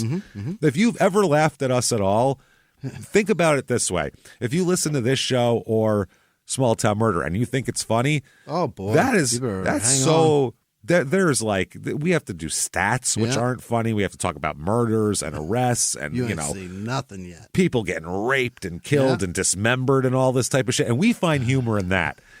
Now imagine we take the cuffs off. Right. We have none of that shit that we have to be, sensitive about or care about people's. And it's just, here's Kathy from Iowa who's super pissed off at Taco Bell. And it's fucking amazing. It's so funny. Here's a British guy who loves Taco Bell tacos. Calls it authentic and calls the Grand Canyon mid because we've had that too. Wild. So check those shows out, honestly. And also certainly get Patreon, like we said, and patreon.com/crime and sports. And the people who have done that, I want to hear their names, Jimmie. This is the thing that makes me feel good. Shower me with the affection and love of the people's names who support us and keep our goddamn bills paid. Thank you so much. Hit me with them now. This week's executive producers are Jordan Brennan. Jordan, we'll see you in Dallas. How's about that? I can't wait. Thank you, Jordan. Gonna be a ball. Kimmy Wolf, Sarah Hanzelik, she got out of a speeding ticket by having us on the radio. I don't know. She didn't expound on it. I hope it was terrific. You're weird and you got worse problems than I can give you. I gotta go. Kyle Norweg, Marie with no last name, Karen McCord. Thank you guys so much for everything you do. You make this whole thing happen. You're amazing. Other producers this week are Stanley Leslie, Liz Vasquez, Peyton Meadows, Andrea Van Dyke, and her promotion. She got a big job. Hey! Congrats, boss lady. Good for you. JC Ballerina's Dead Kids. I don't know who that is. Maud Finley, Janice Hill. She got a mortgage. Congrats, Janice. Hey, I got a mortgage. Dixon Moorhead, the whole Colopy family. Michelle and Mike lost the matriarch of their family, Jerry Gribenow. Gribenow? Sorry about that. She wanted to wear a Shut Up and Give Me Murder sweater in the hospice. She sounds That's fucking rad. fucking amazing. They God wouldn't damn, let her, I'm though. sorry Or to she hear. chose not to because she thought it would be inappropriate. I don't know. She sounded fucking amazing. I wish we would have been able to meet her. Fucking awesome. I Yeah, hope you we're guys are sorry hanging to hear in that. there. Michelle and Mike, keep going. Wait, what is this? Rui Hugh, the Great Dane. Hope you understand. I love you. Continuing other producers, Angie Bryant, Robert Harry, Aaron Yelton, Yvette, oh boy, Aya Gaia, oh yeah. You just broke Jimmie. I don't know. Zach Limbaugh, Delaney Preston, Megan with no last name, Jennifer Fields, Reed B, 1021, Carolyn So Kuhl, Heather K, Nico with no last name, Sean Moyer on Saints, O-N Saints. All right, I wonder if that, I don't know what that is. Hannah Lee, Renee F, Jason Rogaki, Rick Beatty, Flashburn 73, Grace with no last name, Morgan Marr and Bobby Lloyd, Kayla Reich, or maybe Reiki, Sheila with no last name, Natasha Campbell, Al Clark, Jimmy Weissman. That's not real. No way that's real. Christine Paulson, Nick with no last name, Alida, oh boy, Elidida Flores, Elaine Grunequidzitz. Grunikiewicz. Coming hard this week. I'll bet it's Grunikiewicz. All right. Kelly Nelson, Cheryl Millard, Jessica Blumenthal, Emma Dinopolis, Jordan Weiss, Erica Stuper, Jasmine Croy, Jaden Jones, Stephanie Padula, William Green, Christina Tartar, Jordan Kraft, Sophia Castaneda, Stacy Irvin, Edwin Walker, Hannah Wilson, Jason Morris, Alexandria Cello, Brendan with no last name, Sammy Naryhood, Amy Bennett, Crystal Cowden, Kathy Armstrong, Tyler Minix, Leanne Hutchison, KT with no last name, Karen Beauchamp, Maya with no last name, Michael Friedlein, Kelly with no last name, right? Joseph Essler, Eli Alexander, Ariane Kirkland, Mitzi C,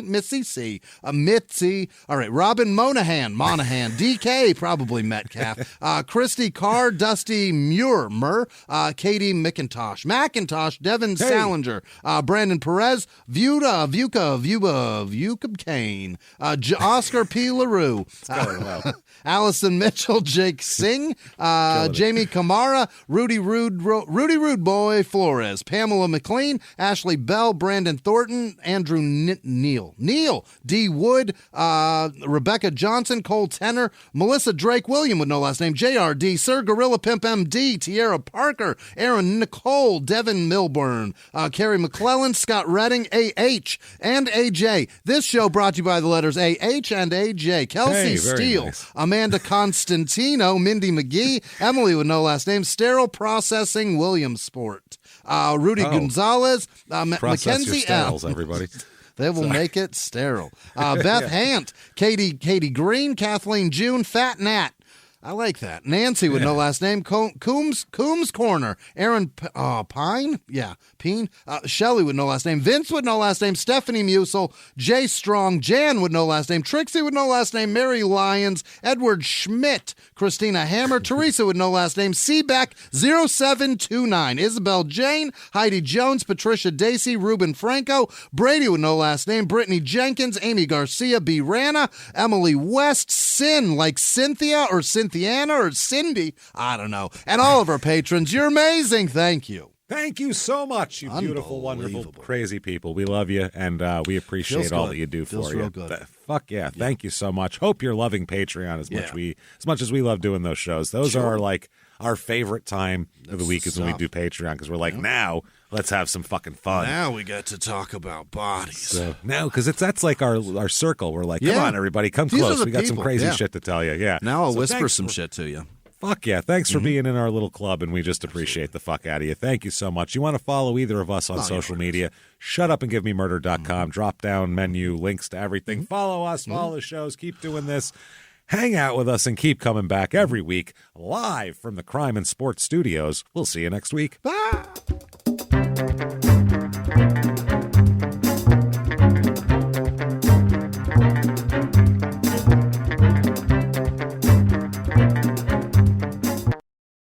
If you like crime and sports, you can listen early and ad-free now by joining Wondery Plus in the Wondery app or on Apple Podcasts. Prime members can listen early and ad-free on Amazon Music. Before you go, tell us about yourself by filling out a short survey at Wondery.com/survey.